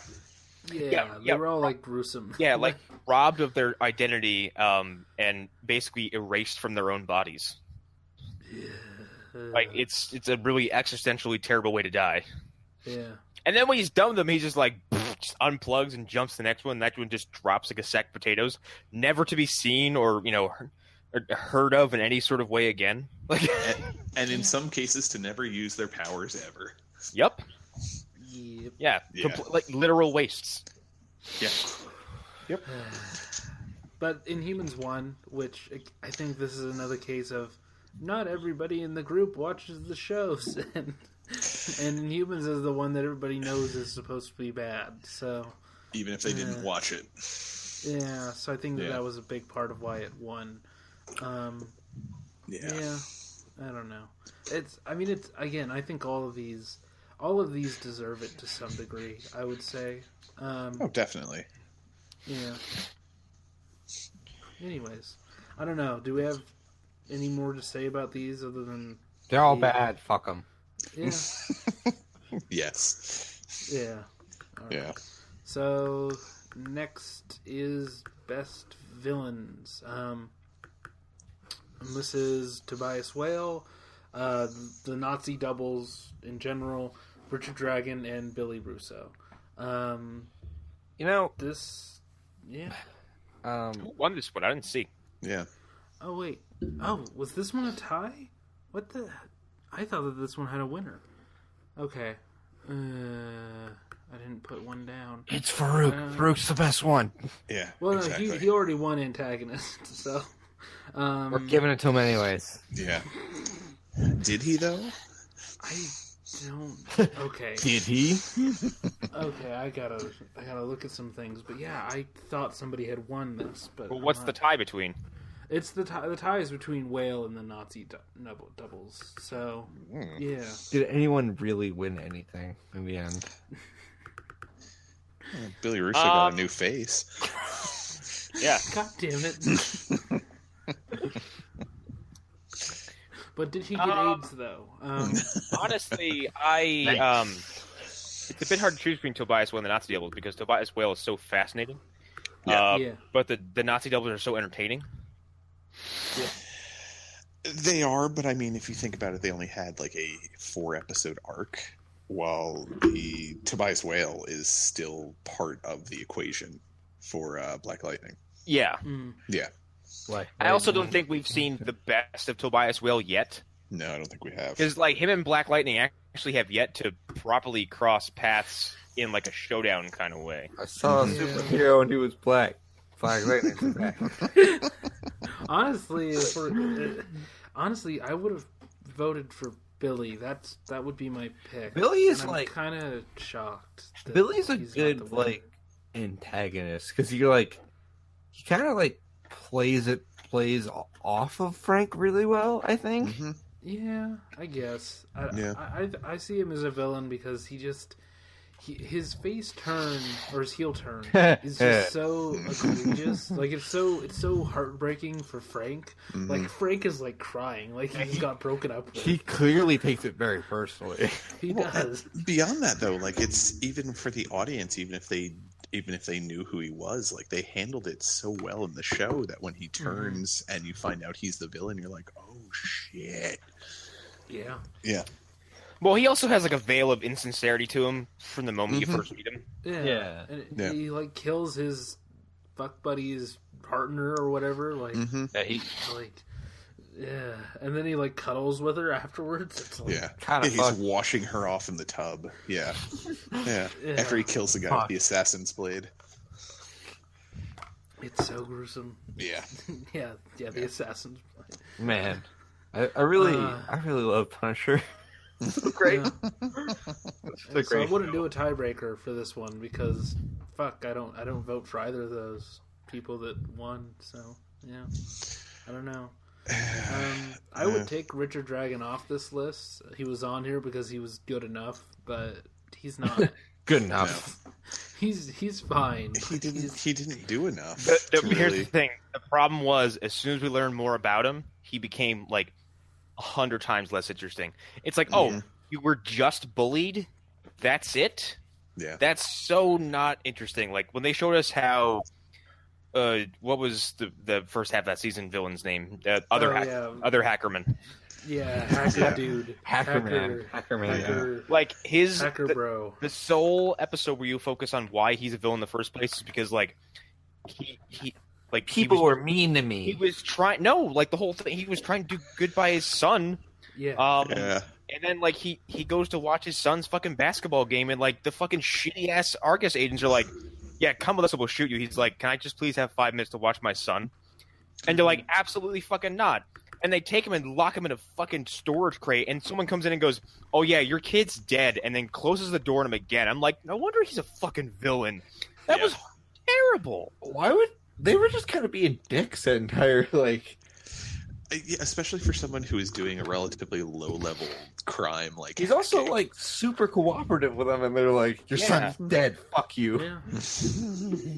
Like honestly, he should have been getting his revenge against Argus, not Oliver. Yeah. Yeah. I don't know. So this was a tie, you said, between Tobias and Nazi. So what is the tiebreaker? Because my vote would go for Tobias. Okay. Tobias is pretty cool. I'm gonna go with Earth X because, like I said, I don't think we've actually seen I don't think we've seen what Tobias can do yet. All right, so I mean, based off of our additional votes, I'm going with Billy Russo. Oh, okay. Well, then it's still Tobias Whale because Erik is the. I know, but congratulations, Hunter. You don't know what a tiebreaker means. Fuck, that's what a tiebreaker means? It doesn't mean you pick the option with lesser votes than the ties. Yeah. But I mean, my personal vote would go with Billy because I thought he was a phenomenal villain. Okay, yeah. I guess we can do multiple votes if we're doing a tiebreaker vote. My tiebreaker vote would be the Nazis. Because, again, I agree with the whole doubles, or with the whole Tobias not really doing his thing yet. Like tiebreaker vote for me is still Billy. Thanks, Hunter. Here's your cookie. Go sit in the corner. Okay. I think Hunter needs to sleep. No, that goes in your mouth. That goes in your mouth, Hunter. All right. Power through, Hunter. We only got two more left. Let's do it. Okay. do we want to go to best season or best freshman season next? Let's go best freshman. Yeah. All right. This was a large group of nominees, so this will be interesting. Defenders, Gifted, Runaways, Black Lightning, Happy, Krypton, and The Tick. And the winner was The Tick. A show none of us watched.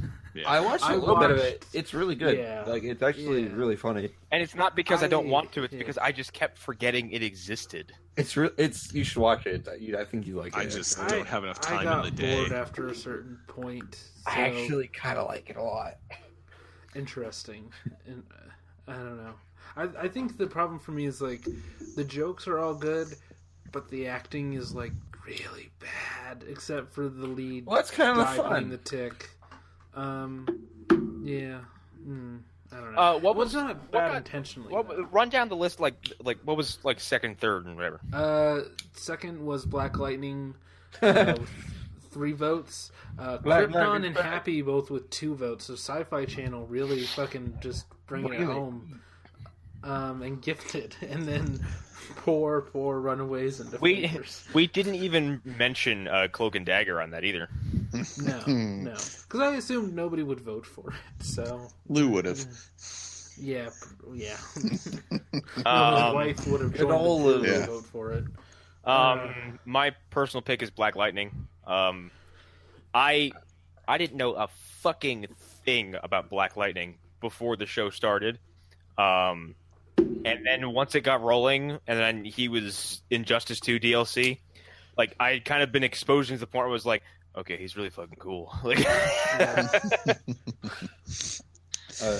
yeah, my personal vote would be Black Lightning as well. Like, because everything else on the list, like I didn't have a chance to watch, and I feel bad that I didn't even watch Happy, because I mean I'm a huge Grant Morrison fan, but I never got. I also seeing it. I read Happy. Yeah, loved same here. Yeah. I read Happy like as the show was airing. Okay. I'm mad I didn't watch it. Yeah. But Black Lightning episode 1, when he fucking murks those dudes in the hotel room, Mm-hmm. I cheered in my room because like it there's something very refreshing to seeing like a hero with superpowers who is advanced in age to the point where he's like, I don't have time to fight you. I have time to cripple you. Yep. And here I obviously watch anime, so here's my Kamehameha. In a few seconds, I'm going to come in here and destroy all of you as fast as I can and as brutally as I can because you got my kids. Yep. Yeah. Pretty cool. Yeah, Okay. Okay. So, are you gearing up for some kind of hot take here? What's happening?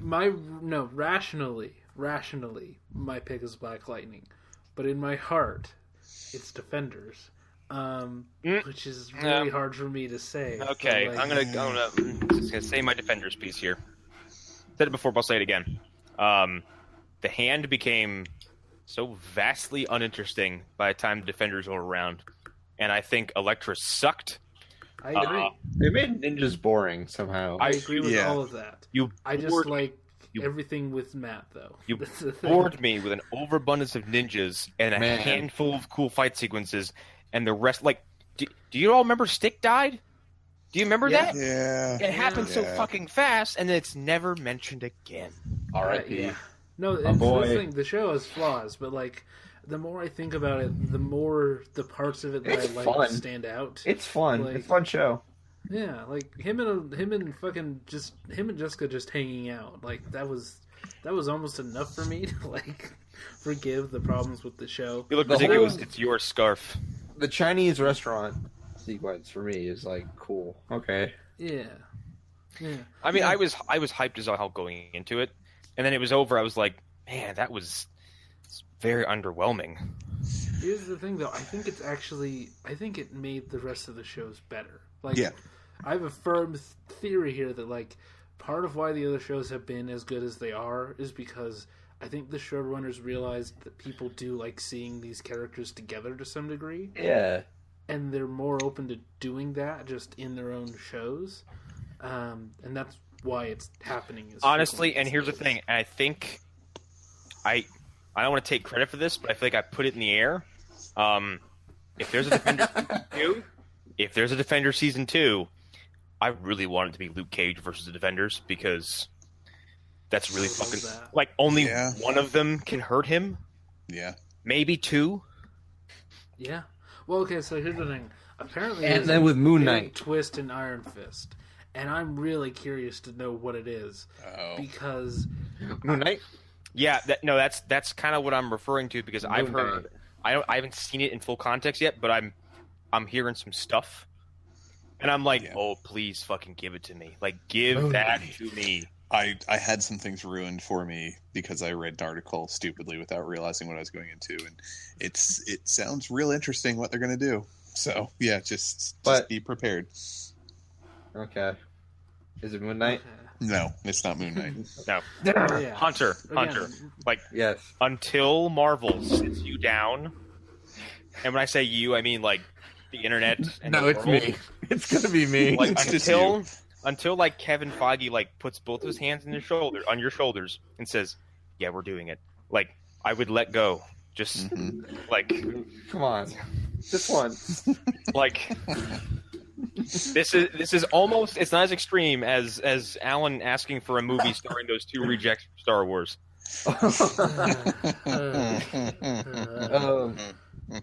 So my pick is Billy Russo. But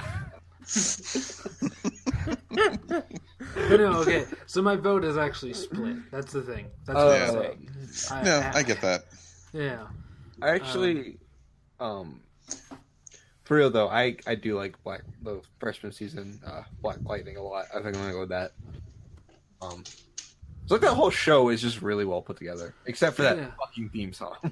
Yeah, well, can't all be winners. It's almost like they decided, like, all right, we can take the CW way of doing things, but kind of flip it on its ear a bit. It's almost like they like went out on the street and like found some guy who's like, just quick freestyle about Black Lightning. It's like they've got fucking Dylon from Making the Band on the Cell Show. I don't know to how do many... their fucking theme song. That's the thing. But only gave him 2.5 minutes to come up with something. They just give him the name Black Lightning. I don't know how many of you have actually been to hip-hop concerts before. Like, I went and saw De La Soul and Wyclef Jean and Black Eyed Peas before Fergie many years ago. I saw Watsky in concert once for like 5 seconds. Cool.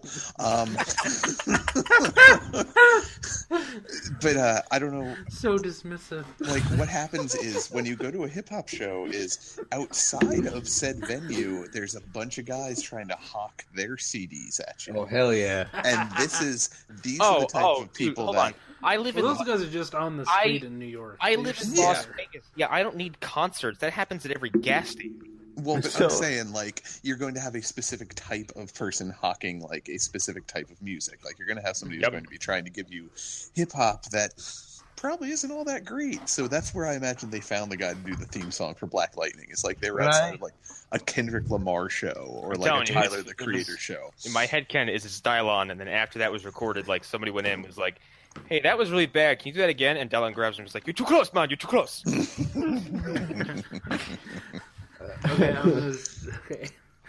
Okay. I just remembered something. I vote for Black Lightning because of the Lala stuff. Yes. Yeah, you're forgetting about that. The weird tattoo stuff. Fucking going full David Lynch there for 2 or 3 episodes. The Twin Peaks-esque power. Yes. Yes.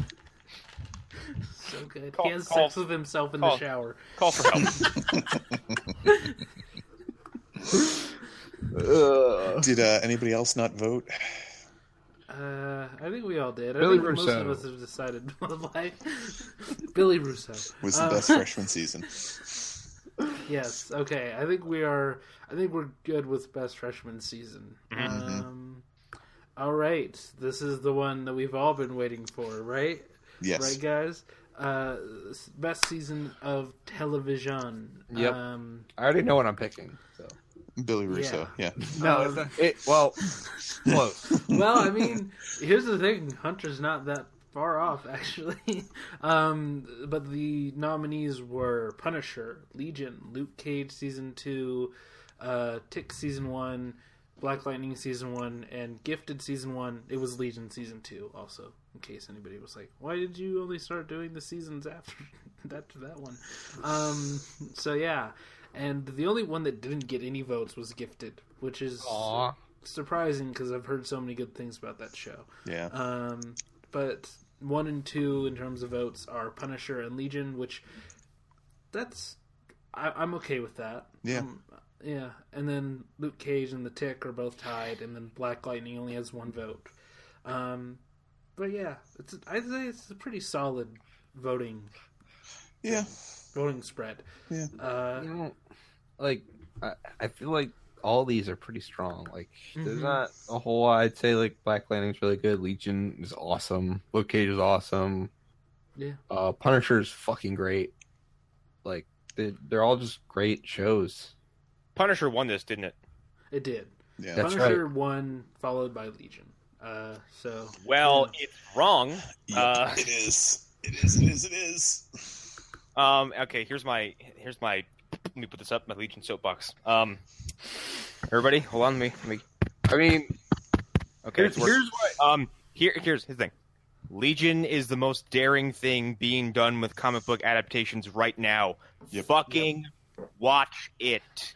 Yep. Like, are you insane? Like, what's happening? Stop ignoring the show. If I'm talking down to you, yes, if you think I'm talking down to you, yes, I am. Yeah. I'm going to make Punisher my personal choice, but only because I haven't finished Legion Season 2 yet. So, yeah.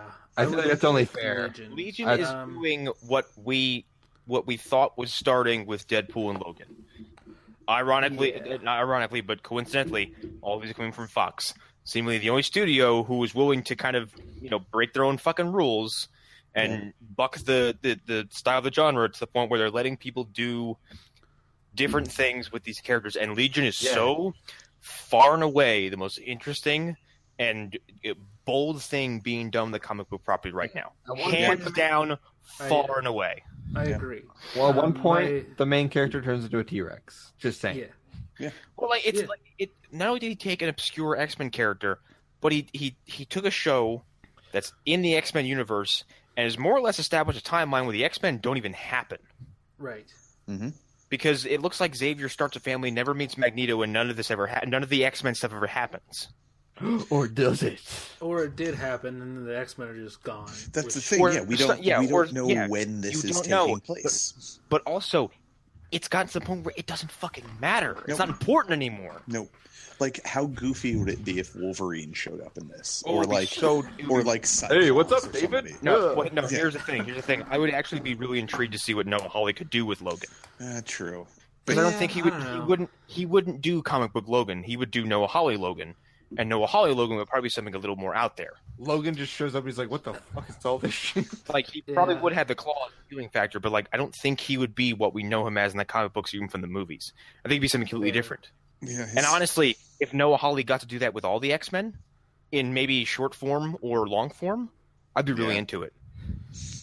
Yeah, but I don't think he would want to do that because then he would have so much studio interference. Because like Legion, I think is doing well enough that the studio that used to be Fox, it was like, all right, you do your thing. The ratings are good enough that we don't need to worry about it.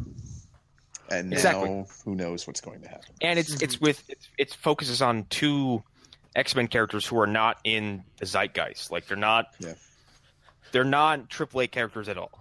Nope. Yeah. Least of all the Shadow King. Like nobody knows who the fucking Shadow King is. He's taking from the D-list and making a whole show around D-list characters and making them super interesting. And making them like apocalyptic significant. Yeah.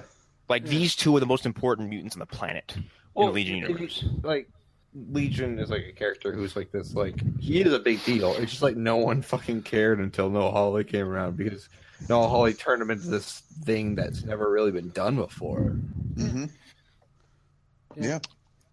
And it's also like Dan Stevens is incredible. We've already talked about the actor behind Shadow King. Aubrey Plaza. She's so great. Fucking Loudermilks. God damn it. Jermaine Clement. Holy shit, Jermaine Clement. Yeah. He's in the show? What? Yes. Yes, he's Oliver. Yeah. Oh, that's him? Fuck. I Yes. gotta pay better attention. Fuck. Fucking, he was in season 1. let's get some slaves. Yeah. We should get some slaves. I like how what is that poster said where he says it like he almost has to add like "don't at me" at the end. We should get some slaves. Don't look at me that way. Leave me to my dark internet bidding. What are you bidding on at table? I am watching Sort that of the when we're young done. vampire. He's God damn saying it. crazy things. He's doing crazy things. God damn it. But like yeah. like Sid is like Noah Hawley's take on Rogue. It seems. Yeah. With an entirely new aesthetic to it because it replaces all the physical part of it with like deep-seated mental trauma. Mm-hmm. And then Because like when you go to just Old like Story, it just makes you feel dirty. You're like, oh, like you're so desperate for touch that you violated personal boundaries in your mother's relationship with somebody. Yeah. I both feel sorry for you and I'm horrified by you. Like, Yeah. and then they flip it on her. yeah, and like I really like the Loudermilks. Like I think Carrie and Carrie, especially like Dude Carrie, I think he's the funniest goofball ever, and he's adorable, and he's like he's so awesome. And, like I mentioned him dancing in the dance battle, and it's so unexpected, and he's just really good at it. Fucking tearing it up in his little room with his analog station. Good work, David. You saved us all. Yeah. I like the Division 6 people. Just everybody. Fucking that whole show. Like the cast, the story, the writing, everything, the way everything's presented, the way Noah Hawley envisions how psychics battle, which is not like force blast, force blast, force blast, force blast. No, like psychics battle by entering each other's minds and attempting to shut the other one down. Yeah. Like a fucking chess game. Yeah. It's fucking cool. It's And move turning for into move. dinosaurs and tanks. Yeah. Well, I feel like having these 2 seasons of Legion, like you see the way he's approaching each season is just that season. It not caring about what's going to happen next season, like I'm going to tell a complete and done story with this season, and we'll see what happens next time. Right. But at the same time, like it's chapters and it continues from one. So and like he leaves so much setup also for what the next season could. Well, be. okay. Here's the thing: without spoiling more of season 2 for Legion, like for Hunter, all the musical cues in that season and all of the John Hamm stuff is leading you to the finale without you even realizing most of what's being thrown at you. Yep. Like the use of Behind Blue Eyes didn't really hit me until the day afterwards. I was like, that song narrates most of the finale. Yeah. Well, it's not just that song, And it's most- all the music. And most of what's been happening throughout the season. Yeah, like listening to that. I mean, I know me and Connor, we've probably listened to that fucking what is it? It's Always Blue album like a million times by now. Like all of those songs are contributing to the theme of the season. Yep. And if you think about them, they're all songs that are kind of associated with like the person who's doing burning down the house, the character of that song who's supposed to be singing that's a terrible person. He's a terrible, awful human being. And just whoever the main character in each of those songs is, a lot of them are just awful people. And it just adds to what is going forth. And Behind Blue Eyes is a very, very you're distracted by the use of that song because it's so popular. But you're distracting the fact that it's telling you what's about to happen, but you don't catch on to the end because it doesn't really it doesn't properly connect until it happens. Yeah. And then you're like, one of these characters has been lied to or has been lying since we first met him. Yep. Yeah. And you're still not sure which one it is. Yeah. And just to address this broader list, Luke Cage should be number 2. It should be Legion, Luke Cage, and then Punisher. Fucking because the ending of Luke Cage is so fucking good. Yes. And it's so fucking perfect. And Billy Russo, come on. And it makes sense too, the way Luke Cage season 2 ends. I mean, let's personally, if I'm going to do other picks, I think Arrow this year was really good. It started a little rough, and there were episodes that made me scream. In Rage, but it ended very strong, and it actually had some of the most like finely acted moments. The confrontation between Oliver and Diggle in the Arrow HQ is like really, really tense because those two have really good chemistry, and it's like, Mom, Dad, stop fighting. Yeah, and the entire resolution to their strange quasi homosexual love affair is just very interesting. Yeah. And yeah, it's And like because of how Arrow season 6 ended, I am really, really into what's going to happen in Arrow season 7. Like, and like especially with how they're advertising it and how they've been basically kind of leaking information now. I'm like, this sounds like it's going to be the fucking raid. Like, it all sounds like it's going to be what we wanted Flashpoint to be. Like, it seems like they're going to really milk this idea and this concept, and I'm here for it. You really want to be bummed out, though? It also sounds a lot like a plan that David Goyer had for a Green Arrow movie. So but David Goyer isn't involved in this now.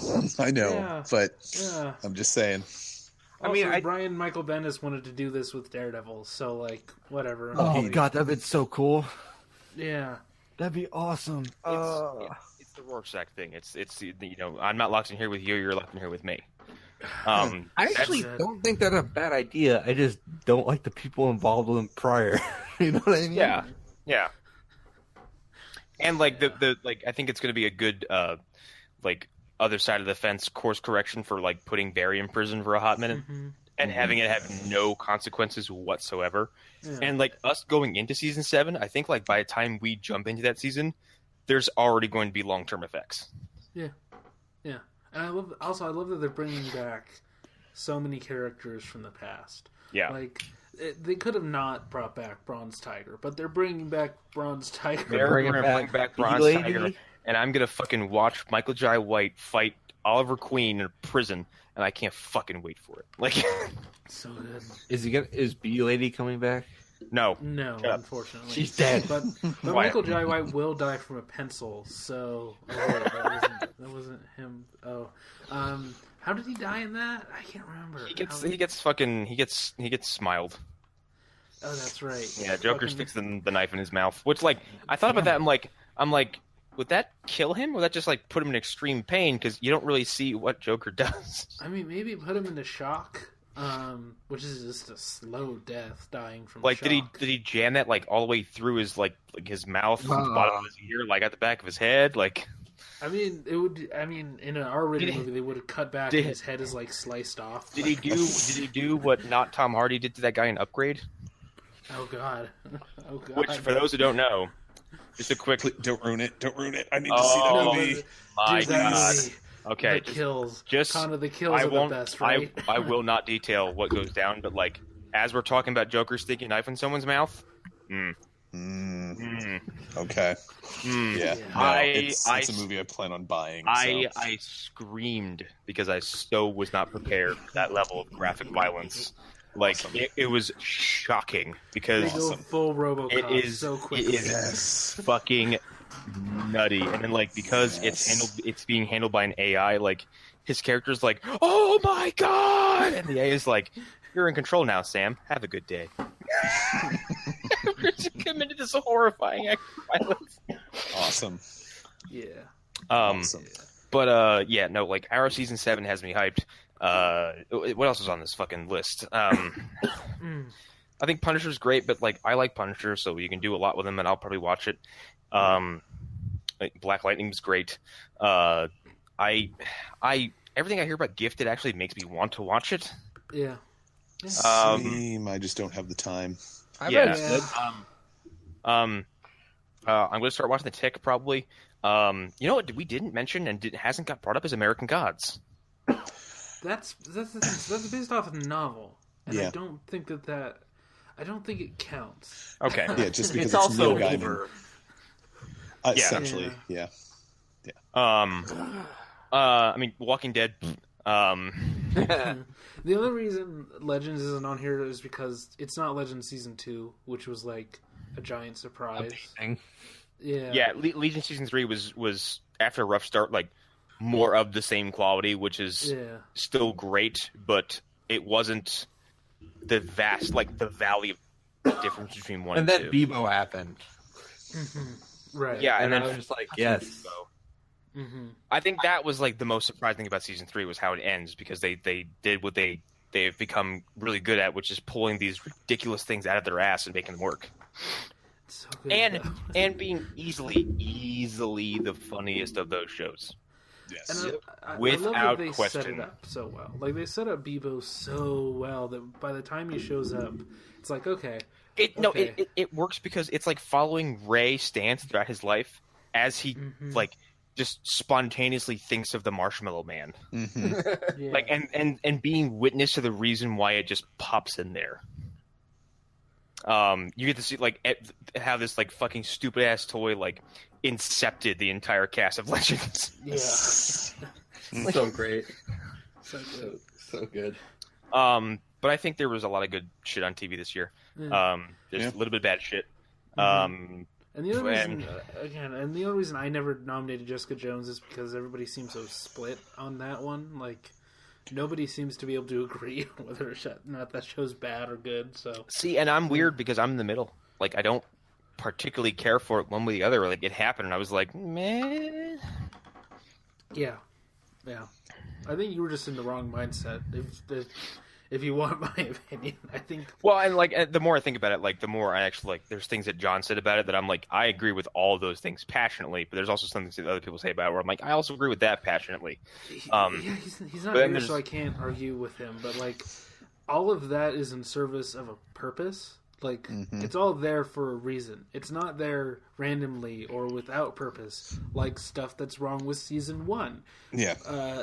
So like, to me, it's like, if it's in service of a thing, even if I don't agree with that thing, and it feels natural to the story that's being told, I can accept some It's of actually it, even if it's not funny perfect. because on the other foot of that, like me, Lou, and other people who read Batman number 50 fucking hated it. Well, we didn't hate the book, but we detest what happened because we all saw it coming. And it's so predictably DC at this point that it's annoying and irritating. And now I'm going to have to wait like another year or so to get to the end of this story.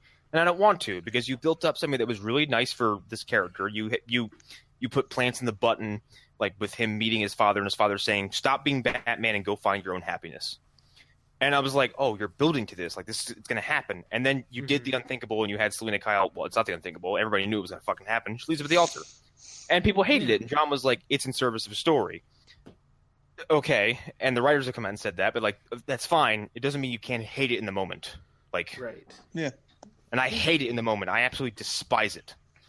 One, it's because also if DC didn't have a history of just like mucking up weddings and just handling them with such fucking gross incompetence, it probably wouldn't be so annoying. Did someone at DC just have like a really bad wedding once? I don't know, but like the thing is also too, at the same time, Marvel had a wedding where I think it was Kitty Pryde left Colossus at the altar. I'm like, hey, comics, maybe stop doing that. Like, but then the Gambit and Rogue got married or something. No, they didn't. Someone got married. Jean Grey and Cyclops did. But Jean Grey's dead. So. But Jean Grey died during the reception. No. Oh, Jean Grey died. I'm so shocked. Kitty Pryde and Colossus didn't get married, and then Gambit and someone else did. No, Kitty Pryde married the demon from that one. I'm telling you this is true. I believe it. I don't believe you. Just because you believe it doesn't make it a fact. Gambit married Billy Russo. All right. You know what you remind me of? The Disney merger means we will likely never get that Kitty Pryde movie. Yep. Iger, I'm coming for you, Iger. Okay. Okay, so I think we said we wanted to do like who we thought the biggest losers and winners were, which is something we did last year. So yeah, I guess who wants to go first? I mean, biggest winners I think are Legion, Black Lightning, X-Men all together on TV. Yep. Like, I agree with that. I don't think they've really, because like their properties on TV are kind of interesting. It's really just Legion and Gifted, but it seems like Gifted has a lot of momentum and seems like people liked it. Legion, I don't have to say anymore. With Deadpool, Deadpool 2, and Logan last year, like Fox seemingly got their shit together and then lost it all with Age of Apocalypse, or not Age of Apocalypse, Dark Phoenix. Yeah. Honestly, even though they're not all nominated on here and they weren't all represented, I would nominate post Defenders Netflix Marvel stuff. I think in general it's just been really strong for me, at least. I think there was a lot of learning from mistakes. Yeah, a lot. Definitely, for sure. Eric, you want to go? Yeah, for me, I guess the biggest winner. I mean, I know we've gone on and on about it, but it was just Legion season 2. Like, it showed me what a good comic book based property could be, and that means it doesn't have to be slavish to the property itself. It can take an idea and just run with it and do things that I've never seen in some TV shows that aren't even comic book related. Biggest loser for me, I don't know. That's a hard one because, I mean, outside of my huge disdain for the Flash and Supergirl, there isn't much else that I really hated this year because Inhumans I just stayed away from. So, I mean, I guess it would just be Flash and Supergirl just shitting the bed so hard. Andrew Kreisberg. There we go. Yes. He's the biggest loser of all time. Yes, that would be my biggest disappointment then. Yes, Yeah. I mean, go ahead, Under. I'm gonna go with Legion season 2 for being the biggest winner. Because damn, what a great show. Biggest loser, definitely Inhumans, because didn't even just out the gate, just a dud. Yeah, and Scott Buck by extension. Yeah, fuck the Buck. Hashtag. Yeah, no, I basically said like Inhumans, more or less like. You can say it killed a brand. Like it's embarrassing. It like because I don't see a good reason why the comic characters were like because I think most of them are dead. Like they killed the Inhumans. Some of them pretty terribly, from my understanding from the comics. Like with a vengeance. I can't see that as not being damage control or fallout from this show being such a fucking colossal failure. Well, it's interesting because they were starting to kill off the X-Men with Terrigen Mists, and then they kind of had to quickly rescind that now that the no. Well, I mean, the Inhumans were supposed to take over for the X-Men because the Inhumans were supposed to be a big thing, and now that Fox has Marvel has the X-Men property again, they're like, oh no, wait, let's bring everything back. We fucked up, and that's really unfortunate because like. Black Bolt is cool as fuck. The Inhumans in general can be really cool when written well. Yeah, not when they're being forced on everyone's throat. No. I mean, I think this whole situation is sad, but at the same time, I imagine somewhere Ike Perlmutter is just very angry and very sad, and that makes me happy. It's really like the idea of Ike just being like in a corner somewhere, just crying. It does make me happy, but also at the same time, for the people who are discovering characters like Thanos, like the Winter Soldier, like Rocket Raccoon, Groot, like all these characters of the MCU, like even fucking Iron Fist, Luke Cage, Daredevil, characters that were not mainstream names before the MCU was a thing, and now some either are mainstream names or at least well known enough. They were robbed of seeing a character like Black Bolt do what he gets to do in Infinity, which is look at like the biggest bad guy in Marvel and literally scream him into submission. Mm-hmm. Like it was awesome. It was like in the actual literal definition of the word awesome. Like it was amazing. And now because of Scott Buck and how that set of Marvel handled this, like there's a whole bunch of people who will likely miss out on all these cool characters and this cool little concept because of stupid politicking and cheapness. It's really disappointing. Yeah, they don't like see Namor because like because like fucking Warner Brothers blah like at this point their movies are what they are. Like they can only get better at this point. Maybe they can be fucking worse. Hopefully, like because the more time that passes between me and Justice League, I'm like that movie's a fucking turd. Like I think I really really passionately hate it more than I hate Batman vs Superman at this point because everything at BVS feels like it was at least part of a plan, and then everything in Justice League feels reactionary and silly and forced and does not fit. I guess. I don't know. I go back and forth on that film. Yeah, like some days I'm like, fuck Batman vs Superman, and some days I'm like, I think I want to watch it. But I don't think I ever had the desire to watch Justice League ever again. And I mean, like, I did recently. Fucking Valiant is like just starting their comic book line, and we'll see how that doesn't fail. I suppose their movie line anyway. But like Marvel is like the king in town, and I can't believe like that brand collectively allowed this to come out the door and allowed this to just fall on its face so fucking hard across the board. Yeah, well, I can't believe one person decided that he needed it to happen. Yeah. Like, I'm sorry, at this point, the fact that Ike Perlmutter hasn't been asked to leave is shocking. Well, especially when and not turn this into like a Marvel review episode, but like, because we can wrap up soon. Like, all the stories of the past like 3 to 5 years about him making decisions like, Rebecca Hall can't be the villain of Iron Man 3. People don't buy girl action figures. Let's just shoot her off camera and have her just slump behind a staircase. Like, get fucked.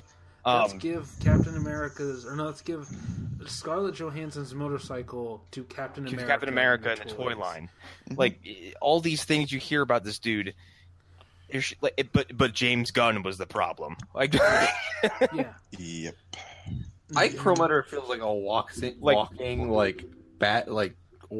He is bad PR. He's bad PR to like all over the place because a lot of these bad decisions that affect their brand and their bottom line, so to speak, can be traced back to him. He is poison. Yeah.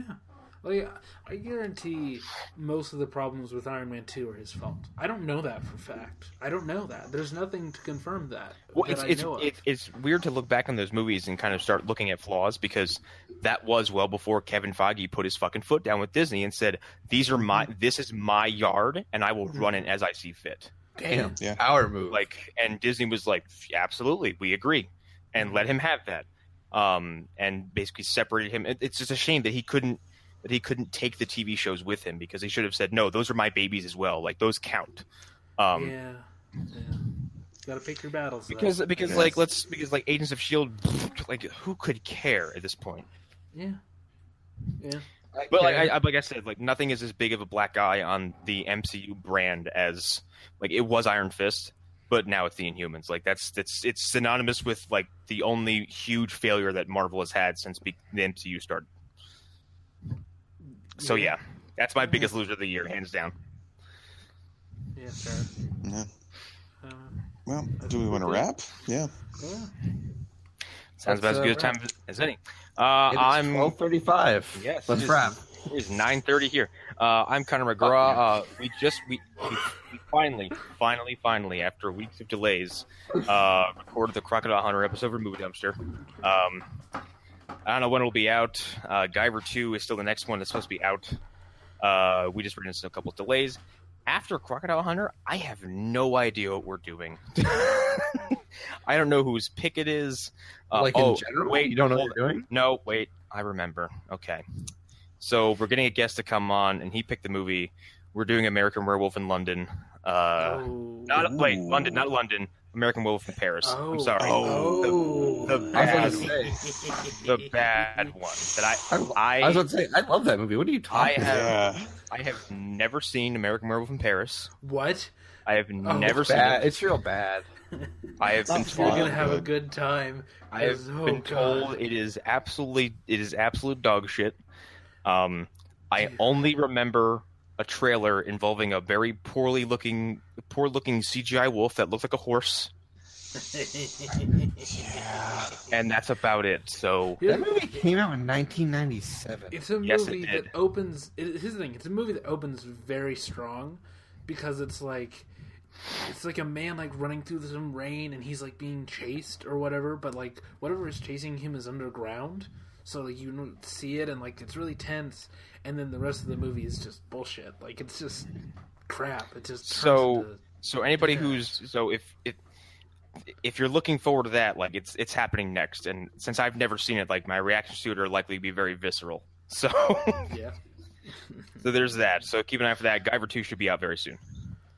Yes. The best movie ever made. Guyver. Sean hated it. Well, Sean's wrong. Sean hated it so much. It's okay to be wrong, Sean. It's okay. Yeah. Well, I will say this real quick about it. We watched the director's cut, which is 2 hours, I think 20 minutes. It is way too long, and that movie's got some fat that could have been trimmed, and it does make the experience a little lesser than the theatrical cut. That's all I'll say about it. Otherwise, I enjoyed the fuck out of it. Hell yeah. Guyver, greatest movie ever made. Yeah, it's hands down. Movie. Hands down. A Zolanoid. A high D. Yeah, I don't know what my plugs are. Lost Haro podcast every single week. I have no idea what we did last week. It was something involving some things. I don't know. That was a rock solid informative plug. Yeah, it was. It was really good. I don't know. I think I'm dying. So like, yeah, I don't know. Yeah. Hunter? Look out for Monster Mash coming like next month. Halloween, baby. Yep. I think our first episode is going to be the episode 0, and then there's going to be an Aliens review we have with Erik Sayor. Yeah, I remember that episode. I remember too. I know we've talked about it, but I was thinking the 0 episode could come out like a little bit earlier. We'll see. Look out for that. It'll be fun. It'll be a real good time. Just go ahead and hit that subscribe button. You know. Yeah. The moment that we put out the RSS, just comment, and subscribe. And on the topic of their spinoffs, like the more spooky off-topic after darks we do, the likelier chance that they'll just be rebranded as Shadow Zones. I mean, the spooky potluck thing is a fun thing that we did. Yeah, no, but as soon as I finally just like it again, it is all me. It's nobody else. So if you were looking forward to this, it's okay to take it out on me. It's that it has taken me a very long time to be okay with my own work. Is Shadow Zone our Duke Nukem Forever? No. Oh God, no. It won't take that long. It's less. I won't like, allow that. It's less. 12 years. It's less of like we're running out of resources, and more like the creator is a self-loathing son of a bitch who can't stomach the idea of something with his name on it that came from him coming out in any way that is not 100% satisfying for him. So I really want like Shadow Zone to come out like 12 years down the line. We're all just like, all just like older. And it's like an instant sensation, and I'm just like, damn it. I gotta take this act on the road.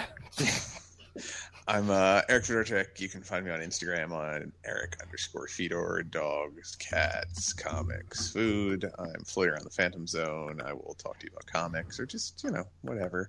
And the other thing I wanted to bring up was 1721, Ladies Low to Pay. 1748, Mount Pleasant. What? 1823, Mrs. Fubb's Parlor. Are you naming off like fucking vintage naughty titles? 1835, The Thatched Cottage. Okay, I fucking hate you. 1903, Road to Christening. Cut it. I'm just going to interrupt this to say the last Lost Horror episode was our fall movie preview. So if you want to hear my thoughts on The Old Man and the Gun, go. And if you'd like to hear some old timey names for penises, I've got a whole list here too. Damn you. We don't need them. Goodbye, everybody. Eavesdropper. Oh, that. Hold on. The Gentleman Usher. What? These are None of this makes any sense. The Silent Flute. These are actually fantastic. Credentials, 1895. I am 110% referring to my dick as the eavesdropper next time somebody has to talk about it. Yeah, those are the best ones I found. Oh, the generating tool. Sorry, generating tool. That's 1653. The generating tool. I'm gonna play my silent flute. Okay, bye everybody. Gentleman Usher. The Gentleman Usher. Bye everybody. All right. Nice. Bye. Fuck the nuns. Bye.